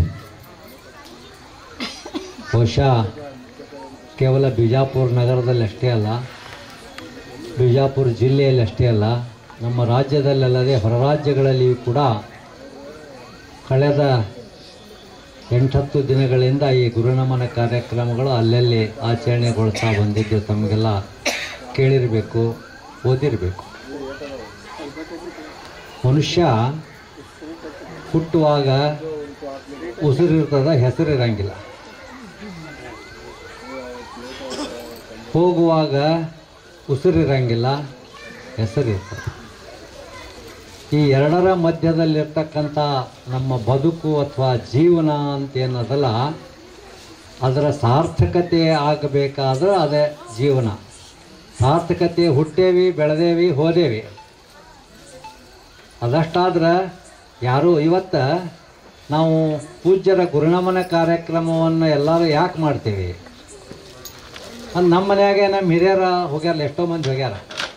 ಬಹುಶಃ ನಮಗೆ ನಮ್ಮ ತಂದೆ ಹೆಸರು ಗೊತ್ತು, ನಮ್ಮ ಮುತ್ತನ ಹೆಸರು ಗೊತ್ತಿಲ್ಲ, ಅವ್ರ ಮುತ್ತನ ಹೆಸರು ಗೊತ್ತಿಲ್ಲ, ಯಾರ ಹೆಸರು ಗೊತ್ತಿಲ್ಲ. ಯಾಕೆ ಗೊತ್ತಿಲ್ಲ ಅಂದ್ರೆ ಅವ್ರ ಹೆಸರು ಉಳ್ಯಾಂಗೆ ಏನೂ ಮಾಡಿಲ್ಲ, ಅಥವಾ ಅವ್ರ ಬಗ್ಗೆ ನಮ್ಗೆ ಯಾವುದೇ ರೀತಿಯ ಗೌರವ ಭಾವನೆ, ಪೂಜ್ಯ ಭಾವನೆ ಇರಲಿಕ್ಕಿಲ್ಲ ಅಂತಕ್ಕಂಥ ಅರ್ಥ. ಪೂಜ್ಯರ ಬುದ್ಧೀಜಿಯವರ ದರ್ಶನವನ್ನು ಪಡೆದಂಥವರು, ಅವರ ಪ್ರವಚನವನ್ನು ಕೇಳಿದಂಥವರು ನಾವು ನೀವು ನಿಜವಾಗಿಯೂ ಭಾಳ ಪುಣ್ಯವಂತರು. ಬಿಜಾಪುರ ನಗರದವರು, ಬಿಜಾಪುರ ಜಿಲ್ಲೆಯವರು ಸದಾಕಾಲ ಕಳೆದ 40-50 ವರ್ಷಗಳಿಂದಲೂ ಕೂಡ ಅವರ ಮತ್ತು ಅವರ ಹಿಂದೆ ಅವರ ಗುರುಗಳಾದಂಥ ಮಲ್ಲಿಕಾರ್ಜುನ ಮಹಾಶಿವಗಳ ಪ್ರವಚನವನ್ನು ಕೇಳ್ತಾ ಬಂದಿದೆ. ಪ್ರವಚನ ಕೇಳೋದು, ಆಮೇಲೆ ಮನೆಗೆ ಬರೋದು. ಕೇಳಿದ ಮೇಲೆ ಕೇಳಿದ್ದನ್ನು ತಿಳ್ಕೊಂಡು ಅದರಂತೆ ನಾವು ನಮ್ಮ ಬದುಕಿನಲ್ಲೇ ಅಳವಡಿಸಿಕೊಂಡ್ರೆ ಮಾತ್ರ ಪ್ರವಚನ ಕೇಳಿದ್ದು ಸಾರ್ಥಕ. ದೇವರ ನಮಗೆ 2 ಕಿವಿ ಕೊಟ್ಟಾನ. 3 ಜನ ಕೇಳುಗರು ಇರ್ತಾರಂತೆ. ಒಂದು ಪ್ರಕಾರದ ಕೇಳುವರು ಒಂದು ಕಿವಿಯಿಂದ ಕೇಳಿ ಇನ್ನೊಂದು ಕಿವಿಯಿಂದ ಬಿಟ್ಟು ಬಿಡ್ತಾರೆ. ಇನ್ನೊಂದು ಪ್ರಕಾರದ ಕೇಳುಗರು ಒಂದು ಕಿವಿಯಿಂದ ಕೇಳಿ ಬಾಯಿಯಿಂದ ಇನ್ನೊಬ್ಬರಿಗೆ ಹೇಳ್ತಾರೆ. ಮತ್ತೊಂದು ಪ್ರಕಾರದವರು ಕೇಳಿದ್ದನ್ನು ಗಪ್ಪನ ಒಳಗೆ ಇಟ್ಕೊಂಡ್ಕೊಂಡು. ಇದ್ರಾಗ ಯಾರು ಒಳ್ಳೆಯವರು? ಒಳ್ಳೆಯದನ್ನು, ನೋಡಿದ್ದನ್ನು, ಕೇಳಿದ್ದನ್ನು, ಮಾಡಿದ್ದನ್ನು ನಾವು ಇನ್ನೊಬ್ಬರೊಡನೆ ನಮ್ಮ ಸಂತೋಷವನ್ನು ಹಂಚಿಕೊಳ್ಬೇಕು. ಅವರು ಕೂಡ ಆ ರೀತಿ ಸಂತುಷ್ಟರಾಗುವ ರೀತಿಯಲ್ಲಿ ನಮ್ಮ ಬದುಕಿರಬೇಕು, ವರ್ತನೆ ಇರಬೇಕು, ನಡೆ ಇರಬೇಕು, ನುಡಿ ಇರಬೇಕು. ಪ್ರಕೃತಿಯನ್ನು ಭಾಳ ಅಪ್ಪವರ ಯಾವಾಗಲೂ ಪ್ರಕೃತಿ ಪ್ರಿಯರು. ನಿಸರ್ಗ ದೇವರು ನಮಗಿಷ್ಟೆಲ್ಲ ಕೊಟ್ಟಾನ. ನೀವೆಲ್ಲ ಇಷ್ಟ ಮಾಡಿರಿ. ಈಗ ಸ್ವಾಭಾವಿಕವಾಗಿ ಮನುಷ್ಯ ಹುಟ್ಟಿದ ಮೇಲೆ ಶಿಕ್ಷಣ ಕಲಿತಾನ, ಒಂದು 20-22 ವರ್ಷ ಆಗಣ ಯಾವುದೋ ಒಂದು ನೌಕರಿ ಹಿಡಿತಾನ, ತಂದೆ ತಾಯಿ ನೋಡಿ ಒಂದು ಮದುವೆ ಮಾಡ್ತಾನ, ಮದುವೆ ಆದಮೇಲೆ ಮಕ್ಕಳಾಗ್ತಾವ, ಸಂಸಾರ ಅದೇ, ಆಮೇಲೆ ಹೋಗ್ಬಿಡ್ತೀವಿ. ಇವೆಲ್ಲ 84 ಲಕ್ಷ ಜೀವರಾಶಿಗಳು ಈ ಕ್ರಿಯೆಯನ್ನು ಮಾಡ್ತಾವ. ಆದರೆ ಮನುಷ್ಯ, ವಿಶೇಷವಾಗಿ ಮನಸ್ಸನ್ನು ಹೊಂದಿದಂಥ ಮನುಷ್ಯ, ಬುದ್ಧಿಯನ್ನು ಹೊಂದಿದಂಥ ಮನುಷ್ಯ, ಪ್ರಾಣಿಗಳಲ್ಲಿಯೇ ಶ್ರೇಷ್ಠನಾದಂಥವ ಮನುಷ್ಯ ಅಂತಕ್ಕಂಥವ ಏನನ್ನು ಮಾಡಬೇಕು? ಈ ಸತ್ಸಂಗಗಳಾಗಲಿ, ಪ್ರವಚನಗಳಾಗಲಿ, ಕೀರ್ತನೆಗಳಾಗಲಿ, ಪುರಾಣಗಳಾಗಲಿ ಯಾಕಿರ್ತಾವ? ಅಲ್ಲಿ ಮಹಾಪುರುಷರು ನಡೆದ ರೀತಿಯನ್ನು, ಅವರು ಆಡಿದ ಮಾತುಗಳನ್ನು, ಅವರು ಮಾಡಿದ ಕೃತಿಗಳನ್ನು ತೋರಿಸುವ ಮೂಲಕ ನಮ್ಮ ಮನ ಪರಿವರ್ತನೆಯನ್ನು ಮಾಡಿ ನಾವು ಕೂಡ ಒಳ್ಳೆಯ ಮಾರ್ಗದಲ್ಲಿ ನಡಿಬೇಕು, ನಾವು ಅವರಂತೆ ಆಗಬೇಕು ಅನ್ನುವಂಥ ಮನಸ್ಸಾಗಲಿ, ಬದಲಾವಣೆ ಆಗಲಿ ಅಂತ. ನಾವು ಅಪ್ಪರಿಗೆ ಕೇಳ್ತೀವಿ, ಏನು ರೀ ಅಪ್ಪಾರ ಇಷ್ಟೆಲ್ಲ ಜನ ಬರ್ತಾರ, ವರ್ಷ 10,000 ಗಟ್ಟಲೆ ಹೆಚ್ಚಿಗೆ ಜನ ಸೇರ್ತಿದ್ರು, ಸೇರಿದ್ರೆ ಇಷ್ಟೆಲ್ಲ ಮಂದಿ ಬದಲಾವಣೆ ಆದ್ರೆ ಹ್ಯಾಂಗೆ ರೀ ಅಪ್ಪಾರ? ಸರ, ನೀವು ತಪ್ಪು ತಿಳ್ಕೊಂಡ್ರಿ. ಇಲ್ಲಿ ಕಂಪೌಂಡ್ ದಾಟೋದ್ರಾಗ ಎಲ್ಲ ಮರೆತೇ ಹೋಗಿರ್ತಾರ ಅವ್ರಂತ. ಆದ್ರೆ ಒಂದು ಏನು ಹೇಳ್ತಿದ್ರು ಅಂದ್ರೆ, ಭಾಳ ಒಳ್ಳೆ ಸರ 45 ನಿಮಿಷದಲ್ಲಿ ಗಟ್ಟಿಯಾಗಿ ಕುಂಡಿರ್ತಾರಲ್ಲ ಎಲ್ಲ ಮರ್ತು, ಅದು ಭಾಳ ದೊಡ್ಡದು. ನಾವು ಒಂದ್ಸಲ ಕೊರೋನಾ ಟೈಮ್ದೊಳಗೆ ಶ್ರಾವಣದಾಗ ಪ್ರವಚನ ಸಲುವಾಗಿ ಎಲ್ಲರೂ ಸಭೆ ಸೇರಿದ್ದೀವಿ. ಪ್ರವಚನ ಮಾಡ್ಬೇಕು, ಯಾರ್ಯಾರು ಒಂದೊಂದು ನಮ್ಮನೆ ಏನೋ ಹೇಳ್ದೆ, ಆನ್ಲೈನ್ ಮಾಡ್ಬೇಕು, ಹಾಗೆ ಮಾಡ್ಬೇಕು, ಹೀಗೆ ಮಾಡ್ಬೇಕಂತೇನೋ ಅಂದಾಗ ಕೊನೆಗೆ ಹೈಕಮಾಂಡ್ ಅವರ ಆಜ್ಞೆನೇ ಕೊನೆಯದಾಗಿ ಅವ್ರು ಹೇಳಿದರು, ಇದೇನು ಆನ್ಲೈನ ಏನು ಔಟ್ಲೈನ ಯಾವುದೂ ಬೇಡ. ಯಾಕಂದ್ರೆ ಪ್ರವಚನ ಅಥವಾ ಸತ್ಸಂಗ ಅನ್ನೋದರ ಉದ್ದೇಶ ಏನಂದ್ರೆ ಅಲ್ಲಿ ಸ್ವತಃ ಬಂದು ಅವರ ಒಬ್ಬೊಬ್ಬರಲ್ಲಿ ಒಂದೊಂದು ರೀತಿ ವೈಬ್ರೇಷನ್ ಇರ್ತಾವ, ಒಬ್ಬೊಬ್ಬರ ಮನಸ್ಸಲ್ಲಿ ಒಂದೊಂದು ರೀತಿಯ ಶಕ್ತಿ ಇರ್ತದೆ. ಅಲ್ಲಿ ಪೂಜ್ಯರ ದೃಷ್ಟಿ ನಮ್ಮ ಮೇಲೆ, ನಮ್ಮ ದೃಷ್ಟಿ ಪೂಜ್ಯರ ಮೇಲೆ ಪರಸ್ಪರ ದೃಷ್ಟಿ ಸಂಯೋಗ ಆಗುವುದರಿಂದ ಮತ್ತು ಮನಸ್ಸು ಏಕಾಗ್ರತೆಯನ್ನು ಹೊಂದಿರೋದ್ರಿಂದ ಆ ಪ್ರಯೋಜನದ ಲಾಭ ಆಗ್ತದೆ. ಮನ್ಯಾಗ ಕುಂತು ವಿಡಿಯೋ ನೀವು ಆನ್ಲೈನ್ ಮಾಡಿದ್ರೆ ಅಂದ್ರೆ ನೀವು ಮೊಬೈಲ್, ಈಗಂತೂ ಮೊಬೈಲ್ ಅದಲ್ಲ, ಅಡುಗೆ ಮಾಡಾಗೂ ಅಡುಗೆ ಮನ್ಯಾಗೂ ಮೊಬೈಲ್ ಇರ್ತದೆ, ಮಕ್ಕಳಾಗ ಬೆಡ್ರೂಮ್ನಾಗೂ ಮೊಬೈಲ್ ಇರ್ತದೆ. ಆ ಆ ಬೆಡ್ರೂಮ್ನಾಗಿದ್ದ ಮೊಬೈಲ್ ಹೊತ್ತೊಂಡುತ್ತಾನೆ ಹಾಗೆ ಒದರಿರ್ತದೆ. ಹಚ್ಚಿದಾಗ ಅಲ್ಲೇ ನಿಜ ಹಚ್ಚಿ ಬಕ್ಕೊಂಡು. ಆದ್ರೆ ಮೊಬೈಲ್ನಾಗ ಕೇಳೋದು ಏನಾಗ್ತದೆ, ಲಕ್ಷ್ಯ ಇರಂಗಿಲ್ಲ. ಆ ಕಡೆ ಪ್ರವಚನವನ್ನು ಕೇಳಬೇಕಾತಂದ್ರೆ ಏಕಾಗ್ರತೆ ಭಾಳ ಮುಖ್ಯ. ಮನಸ್ಸು ಕೇಂದ್ರೀಕೃತವಾಗಬೇಕು, ಮನಸ್ಸು ಅಲ್ಲೇ ಒಂದು ಸ್ಥಾಪನೆ ಆಗಬೇಕು. ಅದರ ಮೂಲಕ ನಮ್ಮ ಮೇಲೆ ಏನಾದರೂ ಅದರ ಪರಿಣಾಮ ಆಗ್ತದೆ. ಅವರು 3 ಜನರನ್ನು ಭಾಳ ಪ್ರೀತಿಸ್ತಿದ್ರು. ಒಬ್ಬ ಕೃಷಿಕ, ಇನ್ನೊಬ್ಬ ಸೈನಿಕ, ಮತ್ತೊಬ್ಬ ಶಿಕ್ಷಕ. ನನಗೊಂದು ಘಟನೆ ಭಾಳ ನೆನಪದು, ಇನ್ನೊಂಥರ ನಗಿ ಬರ್ತಾ ಅವ್ರ ಜೊತೆ.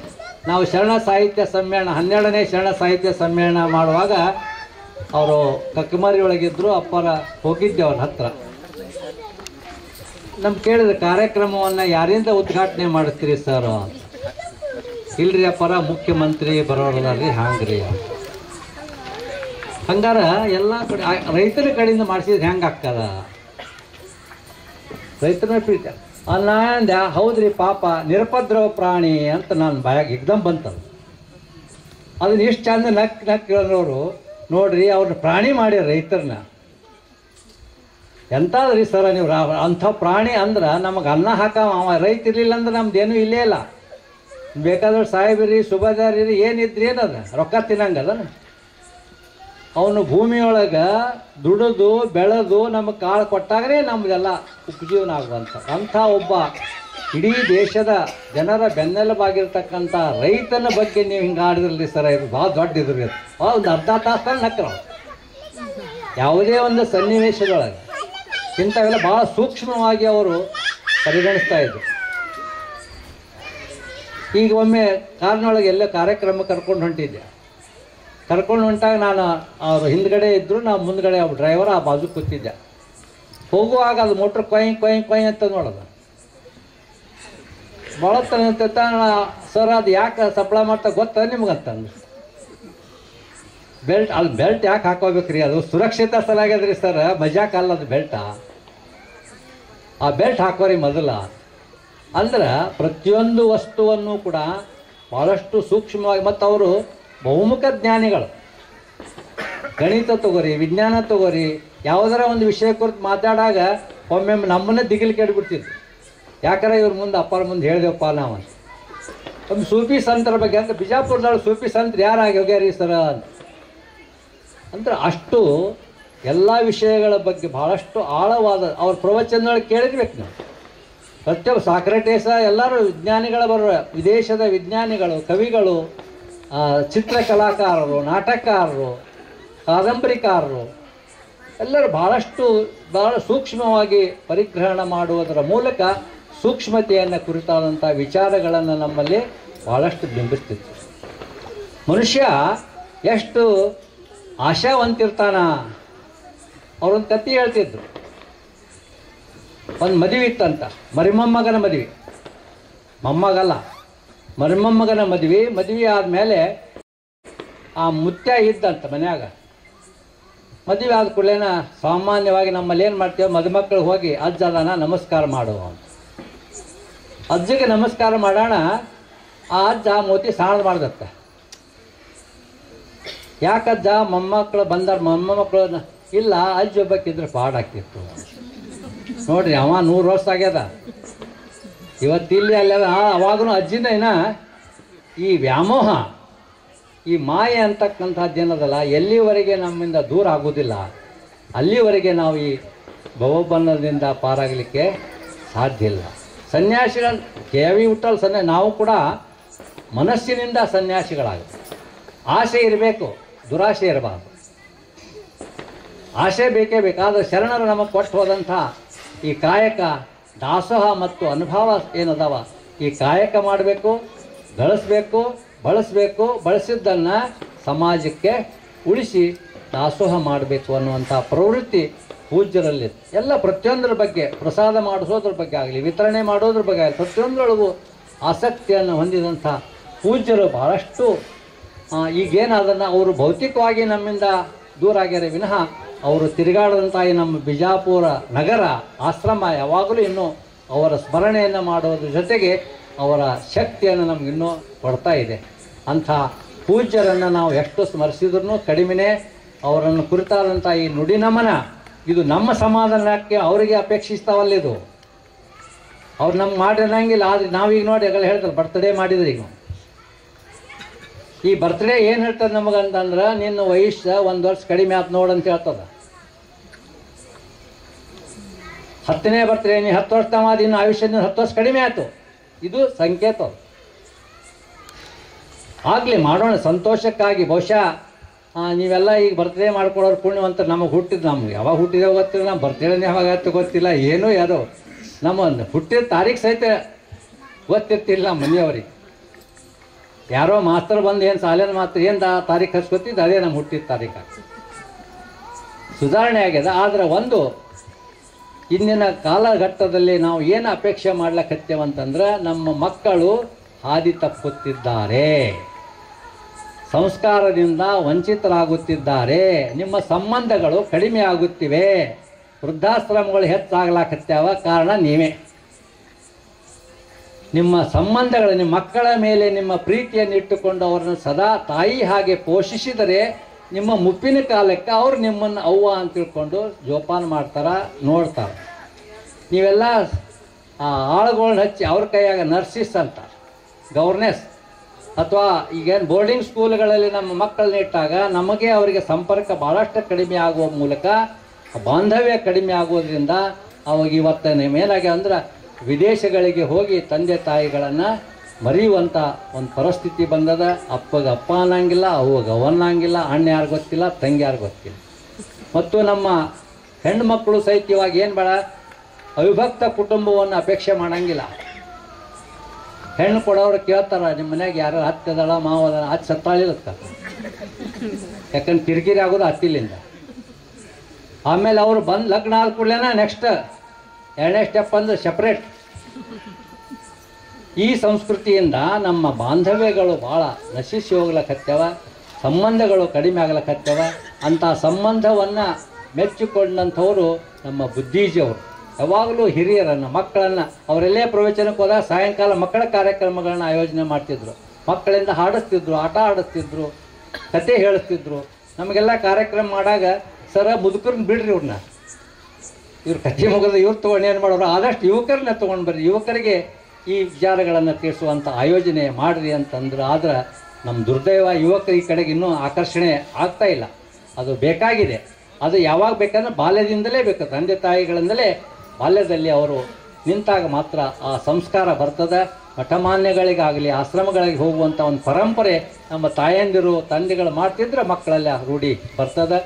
ಆ ನಿಟ್ಟಿನಲ್ಲಿ ನಾವೆಲ್ಲ ಅಂಥ ಒಳ್ಳೆಯ ಸಂಸ್ಕಾರವಂತ ಮಕ್ಕಳನ್ನು ಮಾಡೋಣ.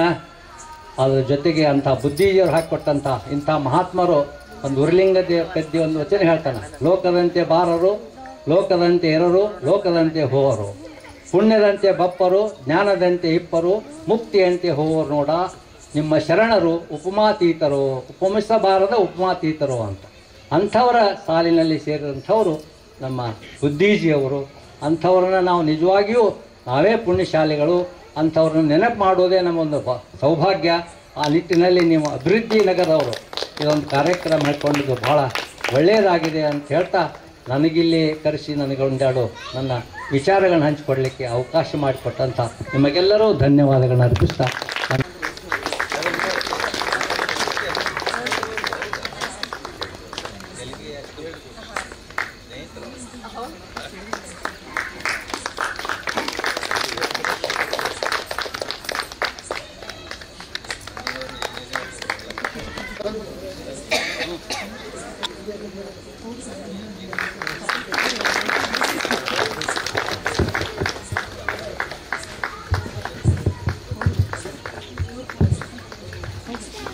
ಸಾಧನೆ ಮಾಡುತ್ತಾ ನಮಗೆಲ್ಲ ಒಂದು ರೀತಿ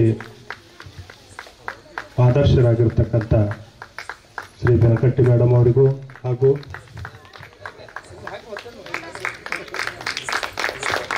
MS ಪಾಟೀಲ್ ಸರ್ ಅವರಿಗೂ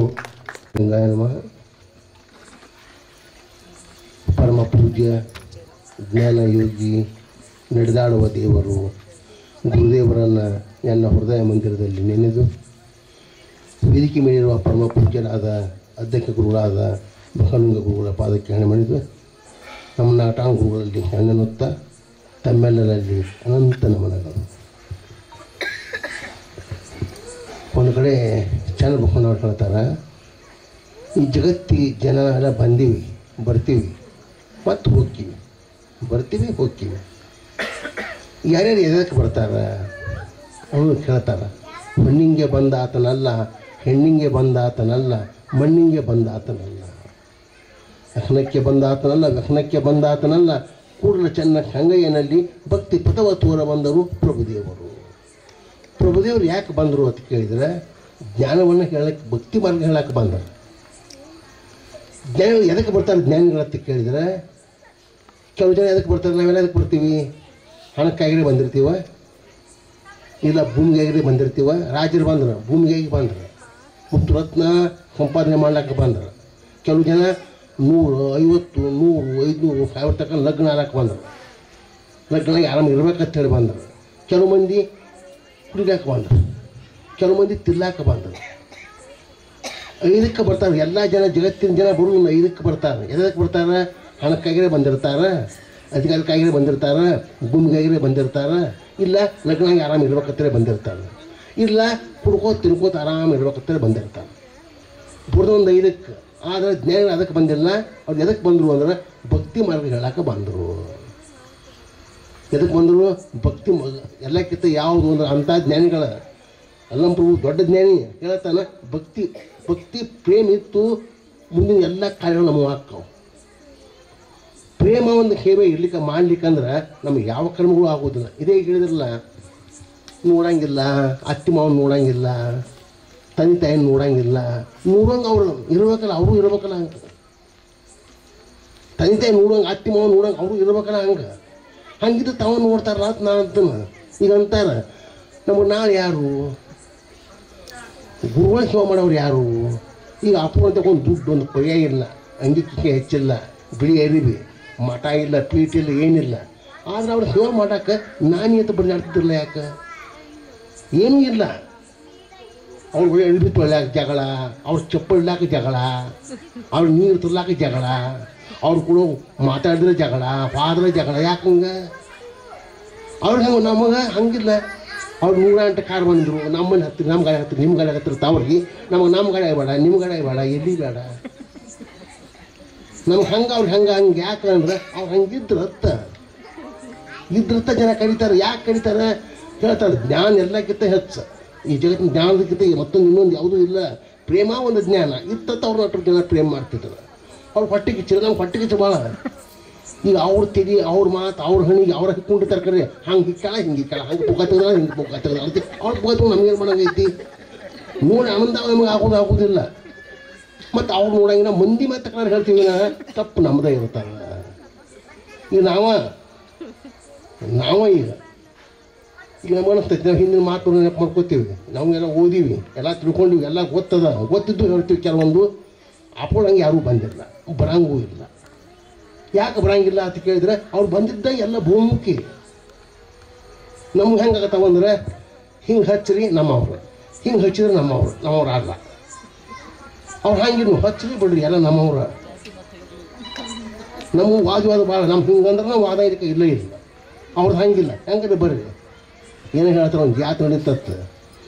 ಜಾತ್ರೆ ಒಳಗೆ ದೇವಿನ ತಂದು ಅಂಬಾರಿ ಮ್ಯಾಗ ಹೋಗುವುದು. ಅದು ಅವಾಗ ಆನೆ ಪೂಜೆ ಮಾಡಿ ಅಡ್ಡಿ ಬುದ್ಧಿ ಹಚ್ಚಿರಂತ ಒಬ್ಬರು ಮತ್ತೊಬ್ಬನ ಉದ್ದು ನಮಕ್ಕೆ ಕೊಡ್ರಿ ಅಂದ್ರೆ ಹಚ್ಚ ಜಗಳ ಅಡ್ಡು ಕೊಡ್ರಿ ಒಬ್ಬರು, ಉದ್ದು ಕೊಡ್ರಿ ಒಬ್ಬರು. ಅದೇ ಜಗಳ ಜಾತ್ರೆ ಸುಳ್ಳಾಗ್ತತ್ತ. ಅದು ಕೋಟಿ ಹೋತತ್ತು. ಮತ್ತು ಕೋಟಿ ಹೋದ ಅನ್ಕದ ಬಂದ ಜಾತ್ರೆ ಬಂದ ಆತತ್ತ. ಮುಂದೆ ಕೋರ್ಟ್ ನ್ಯಾಯ ಕೊಟ್ಟಿತ್ತ. ಏನು? ಪೂಜೆ ಮಾಡಿರಿ, ಅಡ್ಡಿ ಬುತ್ತಿ ಹಚ್ಚಿರಿ, ಮುಂದೆ ನಾಮ ಕೊಡ್ರಿ ಅಂತ ಕೋರ್ಟ್ ಹೇಳಿತತ್ತ. ಆಟದಾಗ ಆಣಿನ ಹತ್ತು ಹೋಗಿತ್ತು.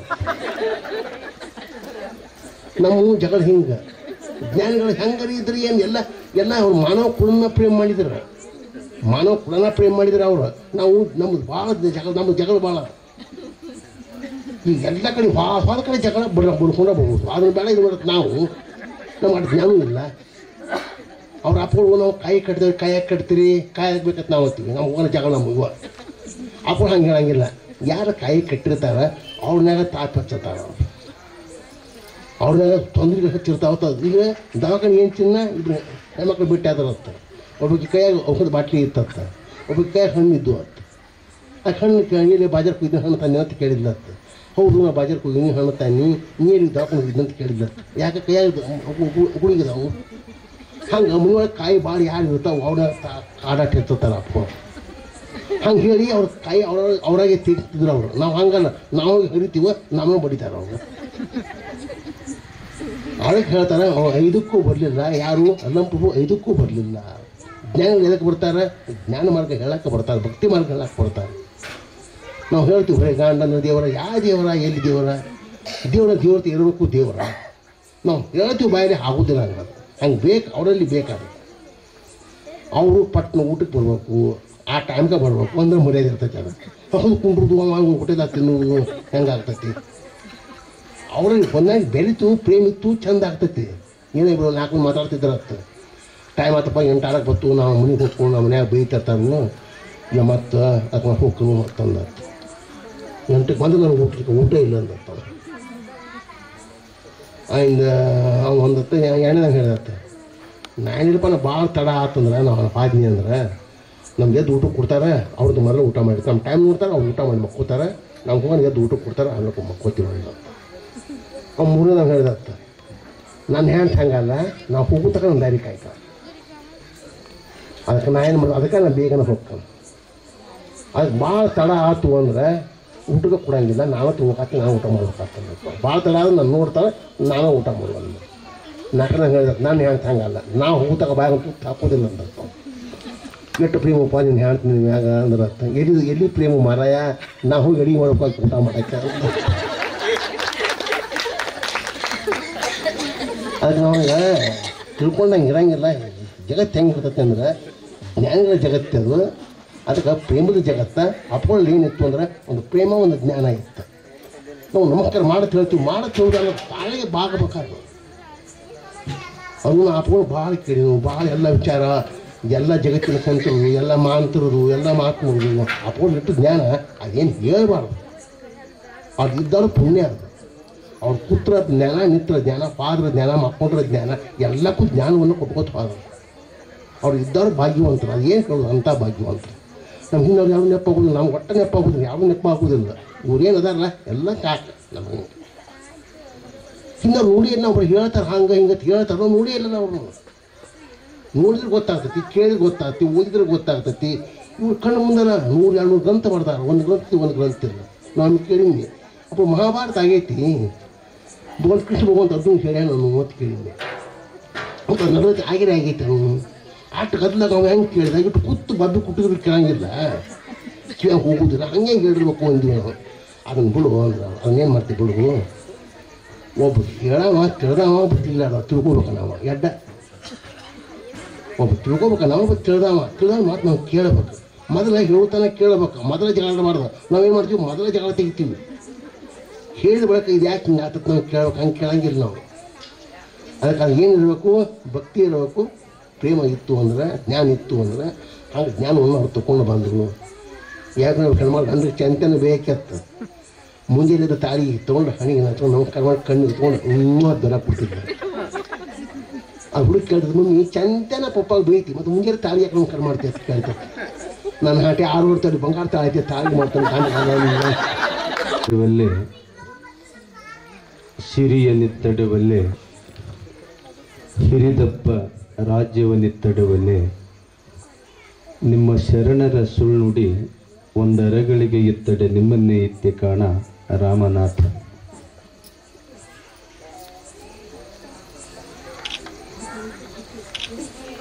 ವಿಜಯಪುರ ಜ್ಞಾನ ಯೋಗಾಶ್ರಮವನ್ನು ಸ್ಥಾಪಿಸಿ ವೇದಾಂತ ಸಿದ್ಧಾಂತವನ್ನು ಸಮನ್ವಯಗೊಳಿಸಿ ಜ್ಞಾನಯೋಗಾಶ್ರಮವನ್ನು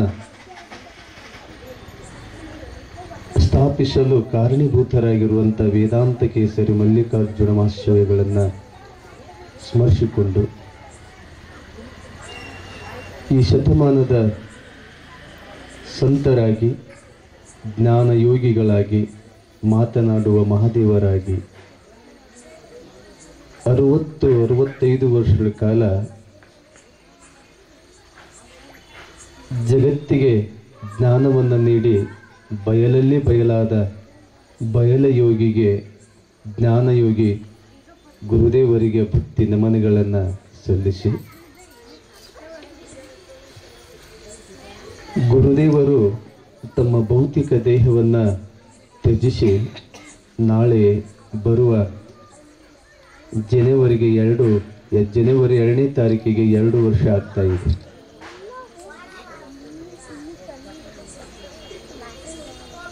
ನಾಡಿನ ತುಂಬ ಜ್ಞಾನವನ್ನು ಬೋಧಿಸಿ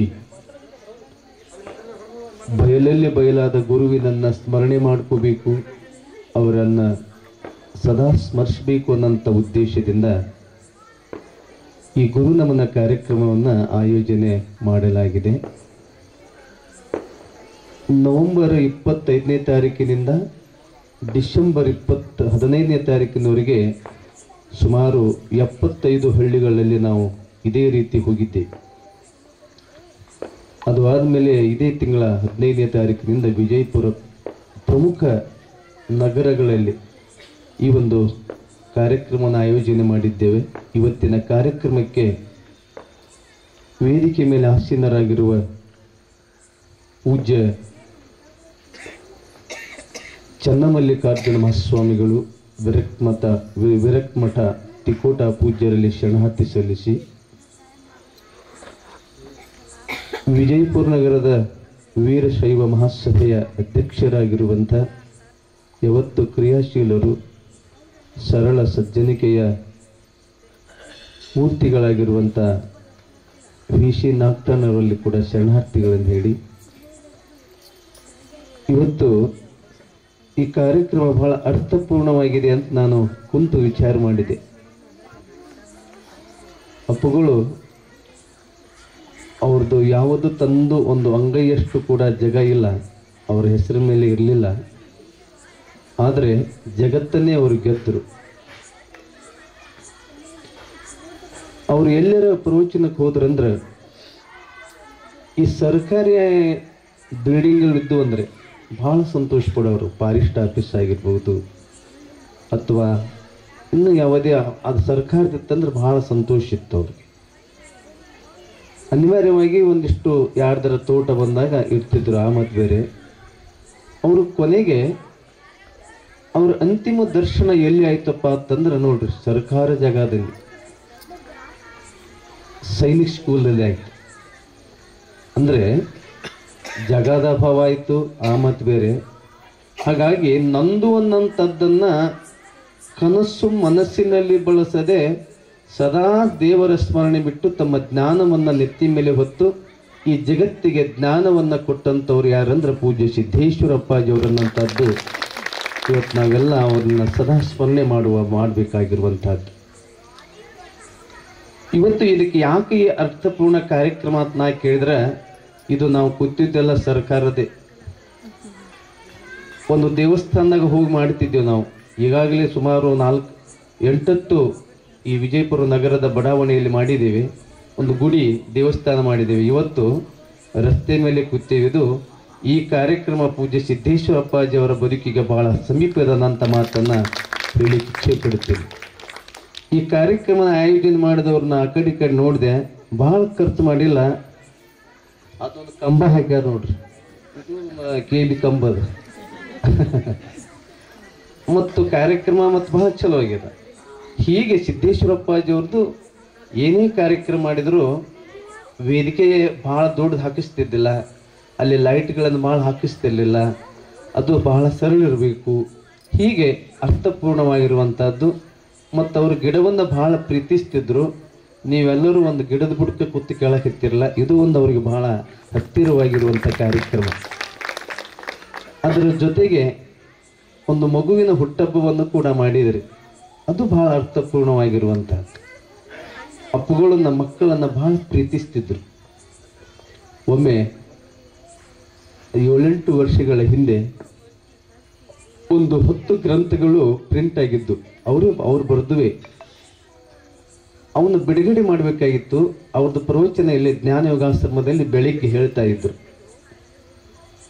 ನಾನು ಬೆಳಿಗ್ಗೆ ಅವರ 6ಕ್ಕೆ ಪ್ರವಚನ ಶುರು ಆಗಬೇಕಾಗಿತ್ತು. ನಾನು 5ವರೆಗೆ ಹೋಗಿ ಅಪ್ಪುಗಳಿಗೆ ಕೇಳಿದೆ, ಆ ಗ್ರಂಥಗಳು ಇವತ್ತು ಬಿಡುಗಡೆ ಆಗಬೇಕು, ಯಾರಿಂದ ಮಾಡಿಸೋಣ್ರ ಪೋಳ ಅಂತ ಕೇಳಿದೆ. ಒಂದು 2 ನಿಮಿಷ ಆ ಟೇಬಲ್ ಮೇಲೆ ಕೂತಿದ್ರು, ಕುರ್ಚಿ ಮೇಲೆ ಹಿಂಗೆ ಹಣ್ಣಿಗೆ ಆ ಟೇಬಲ್ಗೆ ಹಣ್ಣಿ ಹಚ್ಚಿ 2 ನಿಮಿಷ ಮೌನವಾದರು. ತೆಳಗೆ ಹೋಗ್ರಿ, ನನ್ನ ಪ್ರವಚನ ಮುಗೀತದಲ್ಲ, ಆ ಹುಡುಗರು ಕರ್ಕೊಂಡು ಬಂದಿರ್ತಾರಲ್ಲ ತಾಯಿ ತಂದೆ, ಅವೆಲ್ಲ ಹುಡುಗರು ಕರೆಸಂದ್ರು. ಅವ್ರ ಪ್ರವಚನ ಮುಗೀತು. ಅಲ್ಲೆಲ್ಲೇ ನಮ್ಮ ಹೆಣ್ಮಕ್ಳು ತಮ್ಮ ಮಕ್ಕಳು ಕರ್ಕೊಂಡು ಬಂದಿದ್ದರು. ಅವ್ರನ್ನೆಲ್ಲ ಕರೆದಿ 9-10 ಹುಡುಗರು ಬಂದು, ಅದು 10 ಪುಸ್ತಕ ಇದ್ದು. ಆ 10 ಪುಸ್ತಕವನ್ನು ಯಾರಿಂದ ಬಿಡುಗಡೆ ಮಾಡಿದ್ರಂತಂದ್ರೆ ಅಪ್ಪಗಳು ಆ ಮಕ್ಕಳಿಂದ ಬಿಡುಗಡೆ ಮಾಡಿದರು. ಅಷ್ಟು ಮಕ್ಕಳ ಬಗ್ಗೆ ಅವರಿಗೆ ಬಹಳ ಪ್ರೀತಿ. ಹಾಗಾಗಿ ಅಂಥ ಸೈನಿಕರನ್ನು, ಮಕ್ಕಳನ್ನು, ಸ್ತ್ರೀಯರನ್ನು, ಹೆಣ್ಮಕ್ಳಂತೂ ಅವರ ಸಂಸ್ಕೃತಿಯನ್ನು, ಅವರ ಇದನ್ನು ಬಹಳ ಕೊಂಡಾಡ್ತಿದ್ರು. ನಮ್ಮೆಲ್ಲರ ಪುರುಷರಿಗೆ, ನೌಕರಿ ಮಾಡೋರಿಗೆ ರವಿವಾರ ಸೂಟಿ ಕೊಡ್ತಾರೆ. ರವಿವಾರಕ್ಕೊಮ್ಮೆ ಸೂಟಿ ಇದೆ ಅವರಿಗೆ. ಆದರೆ ಹೆಣ್ಮಕ್ಳಿಗೆ ಎಲ್ಲಿ ಸೂಟಿ ಅದ? ಅವರು ರವಿವಾರಕ್ಕೊಮ್ಮೆ ನಾವು ಸೂಟಿ ಮಾಡ್ತೇವೆ ಅಂದ್ರೆ ಮನೆ ಗತಿ ಏನಾಗ್ತದೆ? ಅದಕ್ಕೆ ಹಗಲು ರಾತ್ರಿ ದುಡಿಯುವಂಥವರು, ನಮ್ಮ ಭಾರತೀಯ ಸಂಸ್ಕೃತಿಯನ್ನು ಉಳಿಸುವಂಥವರು, ನಮ್ಮ ಹಬ್ಬ ದಿನಗಳನ್ನು ಆಚರಿಸುವಂಥವರು ಯಾರಾದರೂ ಇದ್ದರೆ ಅದು ಹೆಣ್ಣುಮಕ್ಕಳು ಅನ್ನೋಂಥದ್ದನ್ನು ಅಪ್ಪುಗಳು ಬಹಳ ಪ್ರೀತಿಯಿಂದ ಈ ಮಾತನ್ನು ಹೇಳ್ತಾ ಇದ್ರು. ಹೀಗಾಗಿ ಎಲ್ಲರನ್ನ ಪ್ರೀತಿಸಿ ಎಲ್ಲರಿಗೆ ಬೇಕಾಗಿ ಅವರು ಜಗತ್ತಿನೊಳಗೆ ಬಾಳಿದಂಥ ಒಬ್ಬ ಮಹಾಶಿವಯೋಗಿ. ಅದಕ್ಕೆ ಅವರು ಎಲ್ಲಿ ಹೋಗ್ತಾರೋ ಎಲ್ಲ ಅನೇಕ ಬದಲಾವಣೆಗಳಾಗ್ತಿತ್ತು. ನನಗೊಬ್ಬರು ಕೇಳಿದರು, ಬಹಳ ಮಂದಿ ಪವಾಡಗಳು ಮಾಡ್ತಾರೆ ಸ್ವಾಮೀಜಿಯವರ, ಸಿದ್ದೇಶ್ವರಪ್ಪಾಜಿಯವರು ಏನು ಪವಾಡ ಮಾಡ್ಯಾರ ಅನ್ನೋದು. ಅವಾಗ ನಾನೊಂದು ಮಾತನ್ನು ಅವ್ರಿಗೆ ಹೇಳಿದೆ, ಈ ಬೇರೆ ಸ್ವಾಮಿಗಳು ಮಾಡುವಂಥ ಪವಾಡಗಳನ್ನು ಅವರು ಮಾಡಿಲ್ಲ. ಬೆಳಿಗ್ಗೆ 7, 8, 9 ಗಂಟೆ ಆಗದೆ 9 ಗಂಟೆ ತನಕ ಮಲ್ಕೊಳ್ಳುವ ಜನರನ್ನು ಅವ್ರು ಎಲ್ಲೆಲ್ಲಿ ಹೋಗ್ತಾರೋ ಅಲ್ಲಿ 4 ಗಂಟೆಗೆ ಎಬ್ಬಿಸುವಂಥ ದೊಡ್ಡ ಪವಾಡ ಮಾಡಿದವರು ಪೂಜ್ಯ ಸಿದ್ದೇಶ್ವರಪ್ಪಾಜಿಯವರು ಅಂತ ಹೇಳ್ತಿದ್ವಿ. ಅವ್ರು ಎಲ್ಲಿ ಪ್ರವಚನಕ್ಕೆ ಹೋಗ್ತಾರೋ ಆ ಊರಲ್ಲಿ 4 ಗಂಟೆಗೆ ಎದ್ದು ಸ್ನಾನ ಮಾಡಿ ಎಲ್ಲರ ಮನೆ ಮುಂದೆ ರಂಗೋಲಿ ಹಾಕ್ತಿದ್ರು. ಎಲ್ಲರ ಮನೆ ಮುಂದೆ ವಿಭೂತಿ ಹಸ್ತಲಕ್ಕೆ ಪೂಜೆ ಆಗ್ತಿತ್ತು. ಮಕ್ಕಳ ಹಣಿ ಮೇಲೆ ವಿಭೂತಿ, ಎಲ್ಲ ಜನರ ಮೇಲೆ ಒಂದು ನಾಮ ಕರ್ಕೊಂಡು ಬಂದು ಈ ಕಡೆ ಸೂರ್ಯ ಉದಯ ಆಗ್ತಿದ್ದ, ಜಗದ ಕತ್ತಲೆ ಕಳೀತಿತ್ತು. ಸೂರ್ಯನ ಉದಯವಾಗಿ ಅವರ ಪ್ರವಚನದಿಂದ ಜನರ ಅಂಧಕಾರ ಕಳೆದು ಜ್ಞಾನದ ಬೆಳಕು ಕೊಡ್ತಿತ್ತಲ್ಲ, ಅದು ಅದ್ಭುತವಾಗಿರುವಂಥ ಸಂದೇಶ. ಅಂತ ಒಬ್ಬ ಪುರುಷ ಮಹಾಯೋಗಿ ಈ ಜಗತ್ತಿಗೆ ಒಂದು ಅಪರೂಪಕ್ಕಾಗಿ ಬರ್ತಾರೆ. ಒಬ್ಬ ಬುದ್ಧ, ಒಬ್ಬ ಬಸವಣ್ಣ, ಒಬ್ಬ ಅಲ್ಲಮ ಪ್ರಭು, ಒಬ್ಬ ಜ್ಞಾನೇಶ್ವರ, ಒಬ್ಬ ಮಹಾತ್ಮ, ಹೀಗೆ ಅನೇಕ ಋಷಿಗಳು ಮಹಾತ್ಮರು ಬಂದು ಹೋದ್ರಲ್ಲ. ಹೀಗೆ ಆಗಾಗ ಬರ್ತಿರ್ತಾರೆ. ಆದರೆ ನಾವು ಒಂದು ಭಾಗ್ಯ, ನಾವು ನೀವೆಲ್ಲರೂ ಭಾಗ್ಯರಂದರೆ ಇಂಥ ಒಬ್ಬ ಮಹಾತ್ಮನ ಕಾಲದಲ್ಲಿ ನಾವು ಹುಟ್ಟಿ ಬಂದೇವಲ್ಲ, ನಮ್ಮದೊಂದು ದೊಡ್ಡ ಭಾಗ್ಯ ಅನ್ನೋಂಥದ್ದನ್ನು ಇವತ್ತು ನಾವು ತಿಳ್ಕೋಬೇಕಾಗಿದೆ. ಅದಕ್ಕೆ ಒಬ್ಬ ಮಡಿವಾಳ ಮಾಚಿದೇವರು ಅಂಬಿಗರ ಚೌಡೆಯ ಒಂದು ಮಾತನ್ನು ಹೇಳ್ತಾನೆ. ಏನಂದರೆ, ಬಡತನಕ್ಕೆ ಒಂಬುವ ಚಿಂತೆ. ಇವತ್ತ ಸಮಸ್ತ ಜಗತ್ತು ಹೇಗಿದೆ ಅಂತ ಕೇಳಿದ್ರೆ ಚಿಂತೆಯಲ್ಲಿದೆ. ಒಬ್ಬರಿಗೊಂದೊಂದು ಚಿಂತೆ ಇದೆ. ಅದಕ್ಕೆ ಅವ ಹೇಳ್ತಾನ, ಈ ಚಿಂತೆ ಯಾವಾಗಲೂ ಇರುವುದೇ, ಇದನ್ನು ಬಿಟ್ಟು ಇರ್ಲಿಕ್ಕೆ ಸಾಧ್ಯ ಇಲ್ಲ ಮನುಷ್ಯನಿಗೆ. ಅದಕ್ಕೆ ಹೇಳ್ತಾನವ ಅಂಬಿಗರ ಚೌಡೆಯ, ಬಡತನಕ್ಕೆ ಒಂಬುವ ಚಿಂತೆ, ಉಂಬುವುದಾದರೆ ಉಡುವ ಚಿಂತೆ, ಉಡುವುದಾದರೆ ಹೆಂಡರ ಚಿಂತೆ, ಹೆಂಡರಾದರೆ ಮಕ್ಕಳ ಚಿಂತೆ, ಮಕ್ಕಳಾದರೆ ಬದುಕಿನ ಚಿಂತೆ, ಬದುಕಾದರೆ ಕೇಡಿನ ಚಿಂತೆ, ಕೇಡಾದರೆ ಮರಣದ ಚಿಂತೆ. ಇಂತಿ ಹಲವು ಚಿಂತೆ ಮಾಡುವರನ್ನು ಕಂಡೆ ಶಿವಚಿಂತೆ ಮಾಡುವರೊಬ್ಬರದು ಇಲ್ಲ ಅಂತ. ಈ ಜಗತ್ತು ಚಿಂತೆಯಲ್ಲಿದೆ. ಒಬ್ಬ ಹುಡುಗನಿಗೆ ನೀವು ಕೇಳ್ರಿ, ನಾನು ಆಶ್ರಮದಲ್ಲಿದ್ದಾಗ ಗುಡ್ಡಾಪುರಕ್ಕೆ ಹೋದಂಥ ಒಂದು ಊರಿನವರು ಬಂದರು. ಅಲ್ಲಿ ಆಶ್ರಮಕ್ಕೆ ಬಂದು ಅವರೆಲ್ಲ ನಮಸ್ಕಾರ ಮಾಡಿ ಕೂತರು. ಸುಮಾರು ಒಂದು 7ನೇ 6ನೇ 7ನೇ ಓದ್ತಿರ್ಬೇಕು ಹುಡುಗ. ಆ ಹುಡುಗನ ಬಂದು ನಮಸ್ಕಾರ ಮಾಡಿದ. ನಿನ್ನ ಹೆಸರು ಏನು ಅಂತ ಕೇಳಿದಾಗ ನನ್ನ ಹೆಸರು ಪ್ರಕಾಶ ಅಂದ. ನೀನು ದೇವರಿಗೆ ಹೋಗಿದ್ದೆ? ಹೌದು, ಗುಡ್ಡಾಪುರಕ್ಕೆ ಹೋಗಿದ್ದೇವೆ. ಅವರೆಲ್ಲರೂ ಏನೇನೋ ಬೇಡ್ಕೊಂಡ್ರು, ನೀನು ಬೇಡ್ಕೊಂಡೆ ಅಂತ ಹುಡುಗನಿಗೆ ಕೇಳಿದೆ ನಾನು. ಅವ ಹೇಳಿದ, ನಮ್ಮ ಮನ್ಯಾಗ ಎಲ್ಲರೂ ಜಗಳಾಡ್ತಾರೆ, ಅದು ಜಗಳಾಡಬಾರ್ದಂತ ನಾ ಬೇಡ್ಕೊಂಡೆ ಅಂದ. ಆ ಮಗು ಹೇಳ್ತಾನ, ಅಂದರೆ ಎಲ್ಲರ ಮನೆಯಲ್ಲಿ ಎಲ್ಲರಲ್ಲಿ ಒಂದಿಷ್ಟು ಚಿಂತೆ ಈ ಜಗತ್ತಿನೊಳಗಿದ್ದುವೆ. ಹಾಗೆ ಒಂದು ಆಯಿತು ಅಂತಂದ್ರೆ ನಮ್ಮ ಚಿಂತೆ ಮುಗಿತಂತಿಲ್ಲ, ಇನ್ನೊಂದು ಚಿಂತೆ. ಅದಕ್ಕೆ ಒಂದಾಗನ ಒಂದು ಚಿಂತೆ. ಅದಕ್ಕೆ ಹೇಳ್ತಾರೆ ದಾಸರು, ಮನವು ಮಾಧವನಲ್ಲಿ ಬೆರೆಯುವ ತನಕ ಅನುಗಾಲವು ಚಿಂತೆ ಜೀವಕ್ಕೆ. ಮನವು ಮಾಧವನಲ್ಲಿ ಬೆರೆಯುವ ತನಕ ಅನುಗಾಲವು ಚಿಂತೆ ಜೀವಕ್ಕೆ ಅನ್ನುವಂತೆ ನಮಗೊಂದೆಲ್ಲ ಒಂದು ಚಿಂತೆ. ಆ ಚಿಂತೆಗಳನ್ನು ಬಿಡಿಸಿ ನಿಚಿಂತೆ ಇರುವಂತಹದ್ದು ಹೇಳುವಂಥವ್ರು ಯಾರಂದ್ರೆ ಪೂಜ್ಯ ಸಿದ್ದೇಶ್ವರಪ್ಪಾಜಿಯವರಂಥವ್ರು. ಅವರೊಂದು ಕತೆ ಹೇಳ್ತಿದ್ರು, ನೀವೆಲ್ಲ ಕೇಳಿರಿ. ಒಬ್ಬ ಸನ್ಯಾಸಿ ಊರ ಹೊರಗೆ ಒಂದು ದೇವಾಲಯ, ದಿನಾಲೂ ಆ ದೇವಾಲಯಕ್ಕೆ ಜನ ಬರ್ತಿದ್ರು, ಅವನಿಗೊಂದಿಷ್ಟು ಊಟ ಕೊಡ್ತಿದ್ರು, ಅಲ್ಲಿ ಭಜನೆ ಮಾಡ್ಕೋತ ಆರಾಮ್ ಮಲಗ್ತಿದ್ದ. ಒಂದು ದಿನ ರಾತ್ರಿ ಮಲ್ಕೊಂಡಂತ, ರಾತ್ರಿ 10 ಆಯಿತು, ಬೆಳದಿಂಗಳು ಬಿದ್ದಿತ್ತು, ನಿದ್ರೆ ಬರಲಿಲ್ಲ. 10 ಆಯಿತು, 11 ಆಯಿತು, 12 ಆಯಿತು, 1 ಗಂಟೆ ಆದರೂ ನಿದ್ರೆ ಬರಲಿಲ್ಲ ಅವಂಗೆ. ಸನ್ಯಾಸಿ ಅವ ಯಾವುದು ಕೊರತೆ ಇಲ್ಲ, ಊಟಕ್ಕೂ ಕೊರತೆ ಇಲ್ಲ. ಆ ದೇವಾಲಯಕ್ಕೆ ಬಂದ ಭಕ್ತರು ಅಲ್ಲಿ ಪ್ರಸಾದ ಕೊಟ್ಟು ಹೋಗ್ತಿದ್ರು. ನಿದ್ರೆ 1 ಗಂಟೆ ಆದರೂ ನಿದ್ರೆ ಬರಲಿಲ್ಲತ್ತ. ಅಲ್ಲಿ ದೇವರು ಬಂದಂತ. ಸನ್ಯಾಸಿ ಕೇಳಿದಂತ, ಯಾಕೆ ಇನ್ನ 1 ಗಂಟೆ ಆಯ್ತು ಮಲ್ಕೊಂಡಿಲ್ಲ? ದೇವರೇ ಏನು ಮಾಡಲಿ, ಚಿಂತೆ ಭಾಳ ಆಗ್ಯದ ನನಗೆ. ಏನಾಗ್ಯದ? ಎಲ್ಲರೂ ದಾರು ಕುಡಿತಾರ ತನ್ನತ್ತವ. ಆಗ್ಲಿ, ಮತ್ತೇನು ಚಿಂತೆ? ಎಲ್ಲರೂ ಕೆಟ್ಟ ವ್ಯಸನಕ್ಕೆ ಬಿದ್ದಾರ. ಅದು ಆಯ್ತು. ಮುಂದೆ ಎಲ್ಲರೂ ತಮ್ಮ ಇದ್ರೊಳಗದಾರ. ಈಗ ನಮ್ಮ ದೇವರ ಕಡೆನೆ ಬಹಳ ಜನ ಬರ್ತಾ ಇಲ್ಲ. ಇದೆಲ್ಲ ತಕರಾರು ಹೇಳಕತ್ನತ್ತೀವ ಸನ್ಯಾಸಿ. ಅವಾಗ ದೇವ್ರನ್ನತ್ತ, ಅದನ್ನೆಲ್ಲ ಮಾಡೋ ಜವಾಬ್ದಾರಿ ನನಗದ, ನೀ ಯಾಕರಿ ಸುಮ್ಮಕ್ಕೋ ಅಂತ. ಈ ಜಗತ್ತನ್ನ ನಿರ್ಮಾಣ ಮಾಡಿದವ ನಾನು, ಈ ಜಗತ್ತು ಹೇಗಿರ್ಬೇಕನ್ನಂಥದ್ದನ್ನು ರೂಪಿಸಿದವ ನಾನು. ಆ ಚಿಂತೆ ನನಗಿರ್ಬೇಕೆ ವಿನಃ ನಿನಗ್ಯಾಕಿರ್ಬೇಕು? ಆರಾಮ್ ಮಲ್ಕೋ ತಂದಾಗ ಅವ ಅನ್ನತ್ತ, ಹೌದು, ನಾನು ಸುಮ್ಮನೆ ವ್ಯಕ್ತವಾಗಿ ಚಿಂತೆ ಮಾಡಿದ್ನಲ್ಲ. ಅದಕ್ಕೆ ಆವಾಗ ಸನ್ಯಾಸಿ ನಿಶ್ಚಿಂತವಾಗಿ ಮಲಗಿದ ಅಂತ ಒಂದು ಕತೆ ಅಪ್ಪಗಳು ಹೇಳ್ತಿದ್ರು. ಹಾಗೆ ಜಗತ್ತಿನೊಳಗೆ ನಾವು ಏನೇ ಚಿಂತೆ ಮಾಡಿದರೂ ಕೂಡ ಜಗತ್ತಿನೊಳಗೆ ಒಂದು ಕೊರತೆ ಜಗತ್ತಿನಾಗ ಇದ್ದೇ ಇರ್ತದೆ. ಆ ಕೊರತೆಯನ್ನು ನಾವು ನಿಗಿಸ್ಬೇಕಂತ ತಿಳ್ಕೊಂಡು ಆ ಕೊರತೆಯನ್ನು ಮುಗಿಸ್ಬೇಕಂದ್ರೆ ನಮ್ಮ ಆಯುಷ್ಯ ಮುಗಿತದೆ ವಿನಃ ಕೊರತೆ ಎಂದೂ ಮುಗಿಲಿಕ್ಕೆ ಸಾಧ್ಯ ಇಲ್ಲ. ಹಾಗೆ ಅಂತ ಚಿಂತೆಯಲ್ಲಿರುವಂಥವರನ್ನ ಹಳ್ಳಿಗೆ ಹೋಗಿ ಜ್ಞಾನವನ್ನು ಬೋಧನೆ ಮಾಡಿ ಅವರಿಗೆ ನಿಚಿಂತತೆ ಇರುವಂತೆ ಬೋಧನೆ ಮಾಡಿ 65 ವರ್ಷಗಳ ಕಾಲ ತಮ್ಮ ನಿರಂತರ ಬದುಕನ್ನು ಸಾಗಿಸಿದರು. ಅದು ಬಹಳ ಅಪರೂಪವಾಗಿರುವಂತಹದ್ದು. ಅವರ ಸಾಮೀಪ್ಯದಲ್ಲಿ ಒಂದು 40 ವರ್ಷಗಳ ನಮಗಿರಲಿಕ್ಕೆ ದೇವರ ನಮ್ಮನ್ನು ಅನುಕೂಲ ಮಾಡಿ ಕೊಟ್ಟಾನಂಥದ್ದೇ ನಮ್ಮದೊಂದು ಸೌಭಾಗ್ಯ. ಅಂತ ಅವರ ಸಾಮೀಪ್ಯದಲ್ಲಿ ಇದ್ದೇವಲ್ಲ. ಅದರ ಜೊತೆಗೆ ನಮ್ಮ ಜ್ಞಾನಯೋಗಾಶ್ರಮದಲ್ಲಿ ಈಗ 20-30 ವರ್ಷದ ಹಿಂದೆ ಸುಮಾರು 30 ಸಾಧಕರಿದ್ದರು. ಅವ್ರ ವಯಸ್ಸು ಎಷ್ಟಂದ್ರೆ 16, 18, 20, 25, 30 ಮಂದಿ ಸ್ವಾಮೀಜಿಯವರು ಸಾಧಕರಿದ್ದೇವೆ. ಒಬ್ಬ ಯಜಮಾನ ಬಂದ, ಅವರಿಬ್ಬರು ಸತಿಪತಿಗಳು ಬಂದಿದ್ದರು. ಅವರು ಬಂದು ನಮ್ಮನ್ನು ಕೇಳ್ತಿದ್ರು. ಒಂದಿನ ಕೇಳಿದರು, ಅಲ್ಲ, ನೀವು ಬಹಳ ಸಣ್ಣವರು, ನೀವಿನ್ನೂ ತಾಯಿ ತಂದೆಗಳ ಆಶ್ರಯದಲ್ಲಿ ಬೆಳಿಬೇಕಾದವರು, ಎಲ್ಲವನ್ನ ಬಿಟ್ಟು ಬಂದಿರಿ, ನಿಮ್ಮ ತಾಯಿ ತಂದೆ ನೆನಪಾಗುವುದಿಲ್ಲ ನಿಮಗಂತ ಕೇಳಿದರು ಅವರು. ಅವಾಗ ನಮ್ಮಲ್ಲಿ ಒಬ್ಬರು ಸ್ವಾಮೀಜಿಯವರು ಹೇಳಿದರು, ಆ ಎಲ್ಲ ತಾಯಿ ತಂದೆಗಳಕ್ಕಿಂತ 1000 ಪಟ್ಟ ನಮ್ಮ ತಂದೆ ತಾಯಿಯಾಗಿ ನಮ್ಮನ್ನು ಪ್ರೀತಿಸುವ ಗುರು ಇರುವಾಗ ಅದ್ಯಾಕೆ ನಮ್ಮ ನೆನಪಾಗ್ತಾರೆ ಅನ್ನಂಥ ಮಾತನ್ನು ಹೇಳಿದರು. ಹಾಗೆ ಎಲ್ಲರನ್ನೂ ಪ್ರೀತಿಸಿದರು. ಇವತ್ತು ಸುಮಾರು ಅವರ ಕೈಯಲ್ಲಿ ಅವರ ಜ್ಞಾನಕ್ಕೆ ಮಾರು ಹೋಗಿ ಬಂದಂಥವರು ಸುಮಾರು 100 ಮಂದಿ ಸನ್ಯಾಸಿಗಳು ಇವತ್ತು ಅಲ್ಲೆಲ್ಲೆಲ್ಲೇ ತಮ್ಮದೇ ಕ್ಷೇತ್ರದಲ್ಲಿ ಇದ್ದಾರೆ.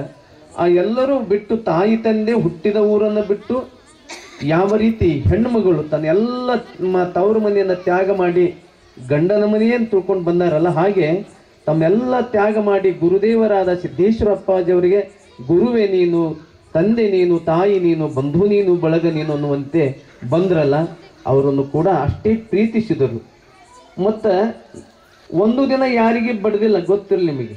ಒಬ್ಬ ಗುರುವಾದವ ಶಿಕ್ಷೆಯನ್ನು ಕೊಡ್ತಿದ್ದ ಮೊದಲಿನ ಕಾಲದಲ್ಲಿ. ಅವ ನಮ್ಮ ನಾಗ್ಟನ್ ಸರ್ ಕಲಿಸುವಾಗ ಎಷ್ಟೋ ಮಕ್ಕಳಿಗೆ ಹೊಡೆದಾರೀಗ ಅವರು. ಮೊದಲು ನೀವು ಇದ್ದವ್ರು ಹೊಡೆದಿರಬೇಕು, ಆದರೆ ಈಗಿನ ಶಿಕ್ಷಕರು ಯಾರಿಗೂ ಹೊಡೆದಿಲ್ಲ. ಹಾಗೆ ನಾವು ಇಷ್ಟು ಮಂದಿ ಸ್ವಾಮಿಗಳು ಇದ್ದೇವಲ್ಲ, ಯಾರಿಗೂ ಒಂದು ಕೆಟ್ಟ ಶಬ್ದ ಬಳಸಿಲ್ಲ, ಒಮ್ಮೆ ಒಂದಿಷ್ಟು ಕೈ ಹಚ್ಚಲಿಲ್ಲ. ಮಲ್ಲಿಕಾರ್ಜುನಪ್ಪರು ಇದ್ರು ನೋಡ್ರಿ, ಅವ್ರ ಕೈಯಾಗ ಒಂದು ಬೆತ್ತ ಹಾಕಿ ಬಡ್ದು ಬಿಡ್ತಿದ್ರು ಏನಾರು ಮಾಡಿದ್ರು. ಆದರೆ ಇವರು ಮಾತ್ರ ಯಾರಿಗೆ ಬೈಲಿಲ್ಲ, ಬಡಿಲಿಲ್ಲ. ಆದ್ರೆ ಅವರಿಗೆ ಜ್ಞಾನ ಕೊಡೋದು ಮಾತ್ರ ಬಿಡಲಿಲ್ಲ, ನಿರಂತರ ಜ್ಞಾನ ಕೊಡ್ತಾ ಇದ್ರು. ಅಂಥ ಮಹಾಶಿವಯೋಗಿಗಳು. ಒಮ್ಮೆ ಅವರು ಪ್ರಸಾದ ಮಾಡುವಾಗ ಹಾಲು ತಗೋತಿರ್ಲಿಲ್ಲ. ಸುಮಾರು 30 ವರ್ಷಗಳ ಹಿಂದೆ ಎಲ್ಲ ಕಮಿಟಿಯವ್ರು ಬಂದು ತಾವು ಹಾಲು ತಗೋಬೇಕು, ಒಳ್ಳೆ ಹಾಲು, ತಮ್ಮ ಆರೋಗ್ಯ ಬಹಳ ಚೆನ್ನಾಗಿರಬೇಕು, ತಾವು ಜ್ಞಾನವನ್ನು ಕೊಡಬೇಕು ಅಂತ ತಿಳ್ಕೊಂಡು ಭಾಳ ಒತ್ತಾಯ ಮಾಡಿದರು. ನೋಡೋಣ ಅಂತಂದರು. ಒಂದು ದಿನ ಭಾಳ ಹಿರಿಯರು ಬಂದು ಭಾಳ ಜೋರು ಮಾಡಿದರು. ಜೋರು ಮಾಡಿ ತಾವು ಹಾಲು ತಗೋಬೇಕು, ಪ್ರಸಾದಲ್ಲಿ ಯಾಕೆ ಹಾಲು ತೊಗೊಳಲ್ಲ ಅಂದಾಗ ಅವ್ರು ಹೇಳಿದರು, ಇಲ್ಲೆಲ್ಲ ಆಶ್ರಮದಲ್ಲಿ ಸಣ್ಣ ಸಣ್ಣ ಮಕ್ಕಳು ಇದಾರಲ್ಲ, ಅವ್ರನ್ನ ಬಿಟ್ಟು ನಾವು ಒಬ್ಬನೇ ಹಾಲು ಹೆಂಗೆ ತಗೊಳ್ಳಿ ಅಂದ್ರೆ ನೋಡಿ, ತಾಯಿಯ ಗುಣ ಅಂತಾರೆ ಇದು. ಆವಾಗ ಆ ಹಿರಿಯರೆಲ್ಲರೂ ಆಶ್ರಮದಲ್ಲಿ ಹಾಲನ್ನು ತರಲಿಕ್ಕೆ ವ್ಯವಸ್ಥೆ ಮಾಡಿದರು. ಆವಾಗ ಹಾಲು ತಗೊಳಕತ್ತರು. ಇಷ್ಟು ಪ್ರೀತಿಸಿದಂಥ ಒಬ್ಬ ಮಹಾಗುರು. ಅಂಥ ಗುರುವಿಗೆ ನಾವು ನಮ್ಮ ನಮನವನ್ನು ಸಲ್ಲಿಸುವಂಥದ್ದು ಕಾರ್ಯಕ್ರಮ. ಅದರ ಜೊತೆಗೆ ಅಪ್ಪುಗಳು ಜ್ಞಾನ ಅಂದರೆ ಜ್ಞಾನ, ವಿಚಾರ ಅಂದರೆ ವಿಚಾರ, ವಿನೋದನೂ ಕೂಡ ಭಾರಿ ಚಲೋ ಮಾಡ್ತಿದ್ರು ಅವರು. ನಿಮ್ಗೆ ಗೊತ್ತಿರಬೇಕು, ನಮಗೆ ಸುಮಾರು 40-50 ಮಂದಿ ಸ್ವಾಮಿಗಳಿದ್ರೆ ನಮಗೆ 2 ತಾಸು 3 ತಾಸು ಹೆಂಗೆ ಹೊಕ್ಕಿತ್ತೋ ಗೊತ್ತಿಲ್ಲ, ನಗಿಸ್ಕೋತ ಉಪದೇಶ ಮಾಡುವಂಥ ಗುರು ಪೂಜ್ಯ ಸಿದ್ದೇಶ್ವರ ಅಪ್ಪಾಜಿಯವರು ಅನ್ನೋಂಥದ್ದು ಇದೆ. ಅವರ ಪ್ರವಚನ ನೀವು ಕೇಳಿರಿ. ನಾನು ಒಂದು ವಿನೋದ ಅವ್ರ ಎಷ್ಟು ಅವ್ರ ವಿನೋದ ಇತ್ತಂದ್ರೆ ನಿಮಗೆ ಹೇಳ್ಬೇಕಂದ್ರೆ, ದರೂರಲ್ಲಿ ಅಥಣಿ ತಾಲೂಕ ದರೂರಲ್ಲಿ ಅವ್ರ ಪ್ರವಚನ ನಡೆದಿತ್ತು. ಅವರ ಪ್ರವಚನ ಮುಗೀತು, ಒಂದು ತಿಂಗಳ. ಧಾರವಾಡಕ್ಕೆ ಒಂದೇ ದಿನ ಕಾರ್ಯಕ್ರಮಕ್ಕೆ ಹೋಗಬೇಕಾಗಿತ್ತು. ಜೈನ ಮುನಿಗಳ ಒಂದು ಕಾರ್ಯಕ್ರಮ, ಆ ಕಾರ್ಯಕ್ರಮಕ್ಕೆ ಹೋಗಬೇಕಾಗಿತ್ತು. ಅಪ್ಪುಗಳ ಜೊತೆ ಇನ್ನೊಬ್ಬರು ನಾವು ಸ್ವಾಮೀಜಿಯವರು ಇದ್ದೇವೆ. ಅವರು ಕಾರ್ ತಗೊಂಡು ಹೋದೇವೆ. ಮಲ್ಕೊಂಡ್ರು. ಅವರು ನಡುವಿನ ಶೀಟ್ ಯಾವತ್ತೂ ಅವರಿಗಾಗೆ ಇರ್ತಿತ್ತು ಅದು, ಯಾಕಂದ್ರೆ ಮಲ್ಕೋತಿದ್ರು, ಎತ್ತು ಕುಂದಿರ್ತಿದ್ರು. ಹೀಗಾಗಿತ್ತು. ನಾವು ಮುಂದೆ ಕೂತಿದ್ದೆ, ಹಿಂದಿದ್ದರು ಸ್ವಾಮೀಜಿಯವ್ರು ಕೂತಿತ್ತು, ವಿನೋವ ಗಾಡಿ ಇತ್ತು. ನಾವು ಹೋದೇವಿ, ಮಧ್ಯದಲ್ಲಿ ಇಟ್ಟು ಮಾತಾಡಿದರು, ಮತ್ತೆ ಮಲ್ಕೊಂಡ್ರು. ಹಂಗೊಂಗು ಮಾಡಿ ನಾವು ಧಾರವಾಡಕ್ಕೆ ಮುಟ್ಟಿದ್ದೇವೆ.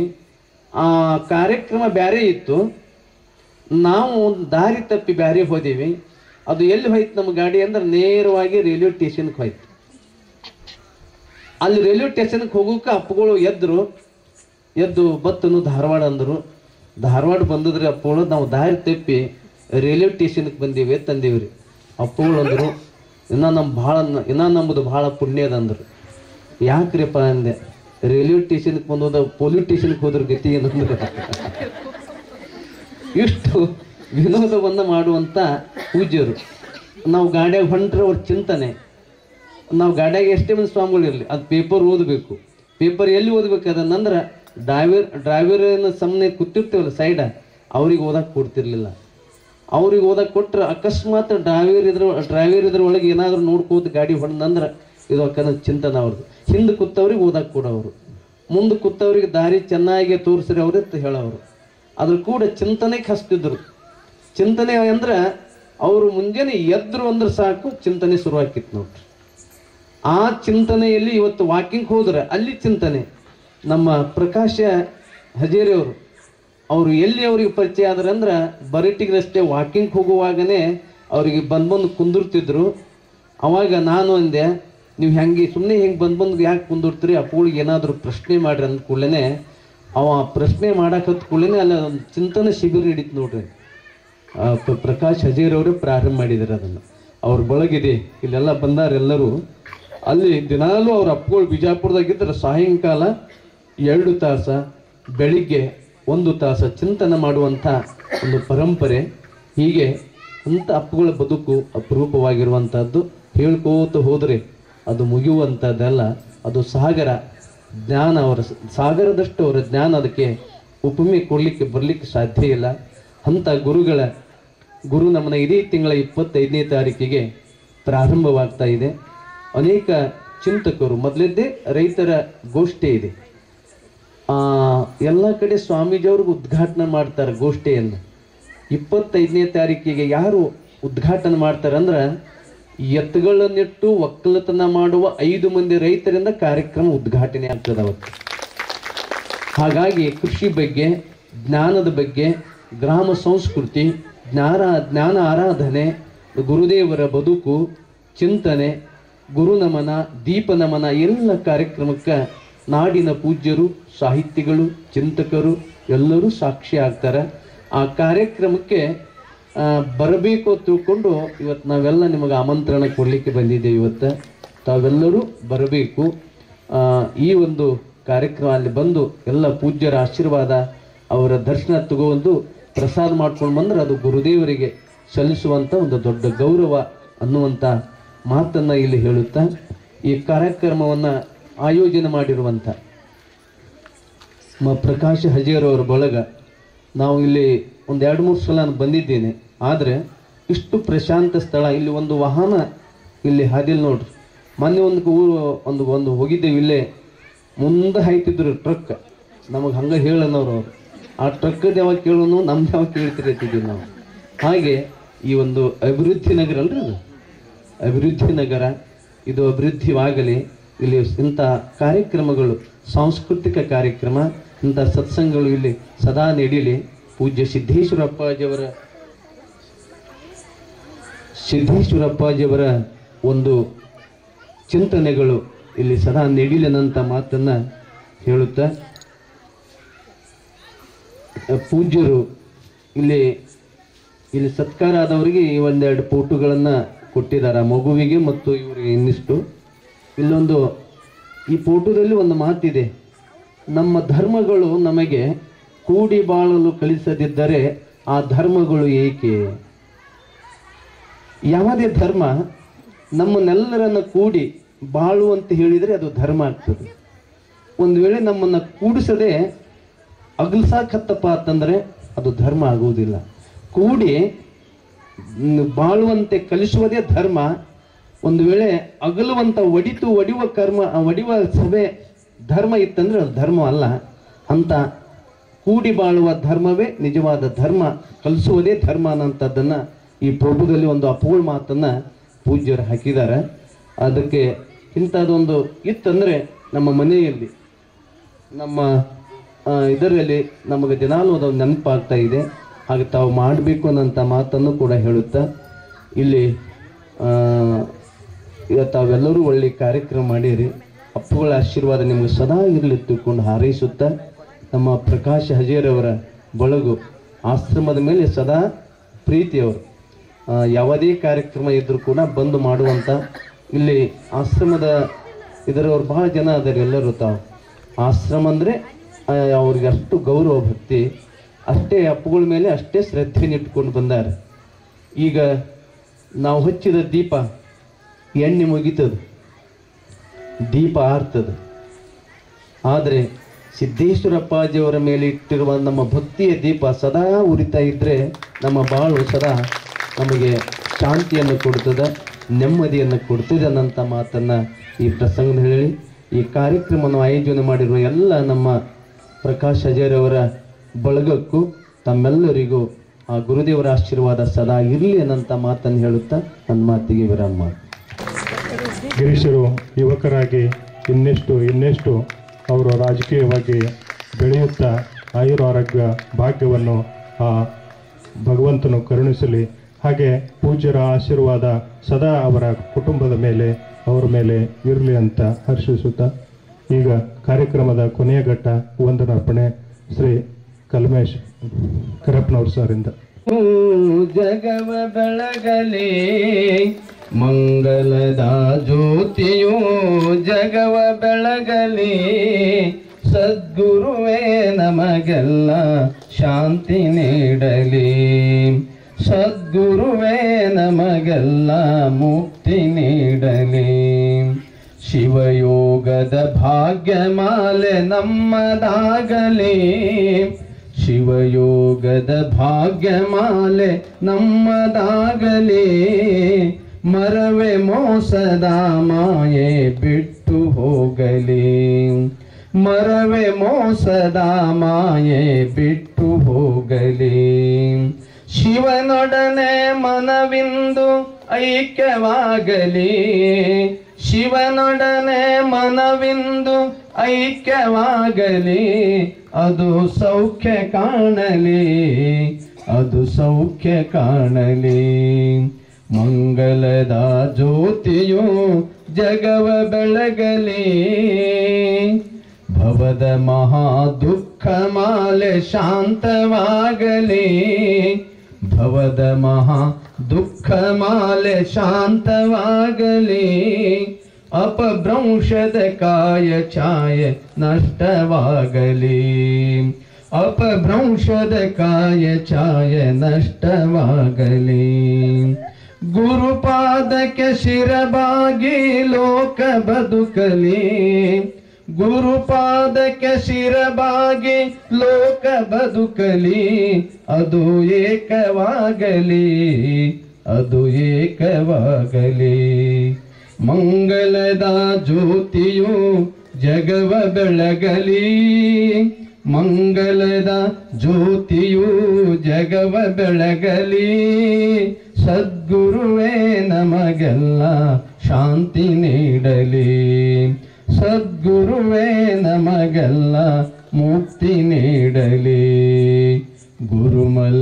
ಗುರುಮಲ್ಲಿಕಾರ್ಜುನರು ಸದಾ ನಮ್ಮ ಪೊರೆಯಲಿ ಗುರುಮಲ್ಲಿಕಾರ್ಜುನರು ಸದಾ ನಮ್ಮ ಪೊರೆಯಲಿ ಅತಿಯಾಶೆ ಪೀಡೆಯೆಂದು ಬಂದು ಹೋಗಲಿ ಅತಿಯಾಶೆ ಪೀಡೆಯೆಂದು ಬಂದು ಹೋಗಲಿ ಗುರುವರನೇ ಗತಿಯೆಂಬ ನಂಬಿಗಾಗಲಿ ಗುರುವರನೇ ಗತಿಯೆಂಬ ನಂಬಿಗಾಗಲಿ ಅದು ತುಂಬಿ ತುಳುಕಲಿ ಅದು ತುಂಬಿ ತುಳುಕಲಿ ಮಂಗಲದ ಜ್ಯೋತಿಯು ಜಗವ ಬೆಳಗಲಿ ಮಂಗಲದ ಜ್ಯೋತಿಯು ಜಗವ ಬೆಳಗಲಿ ಜಗವ ಬೆಳಗಲಿ ಜಗವ ಬೆಳಗಲಿ ಓಂ ಪೂರ್ಣಮದಃ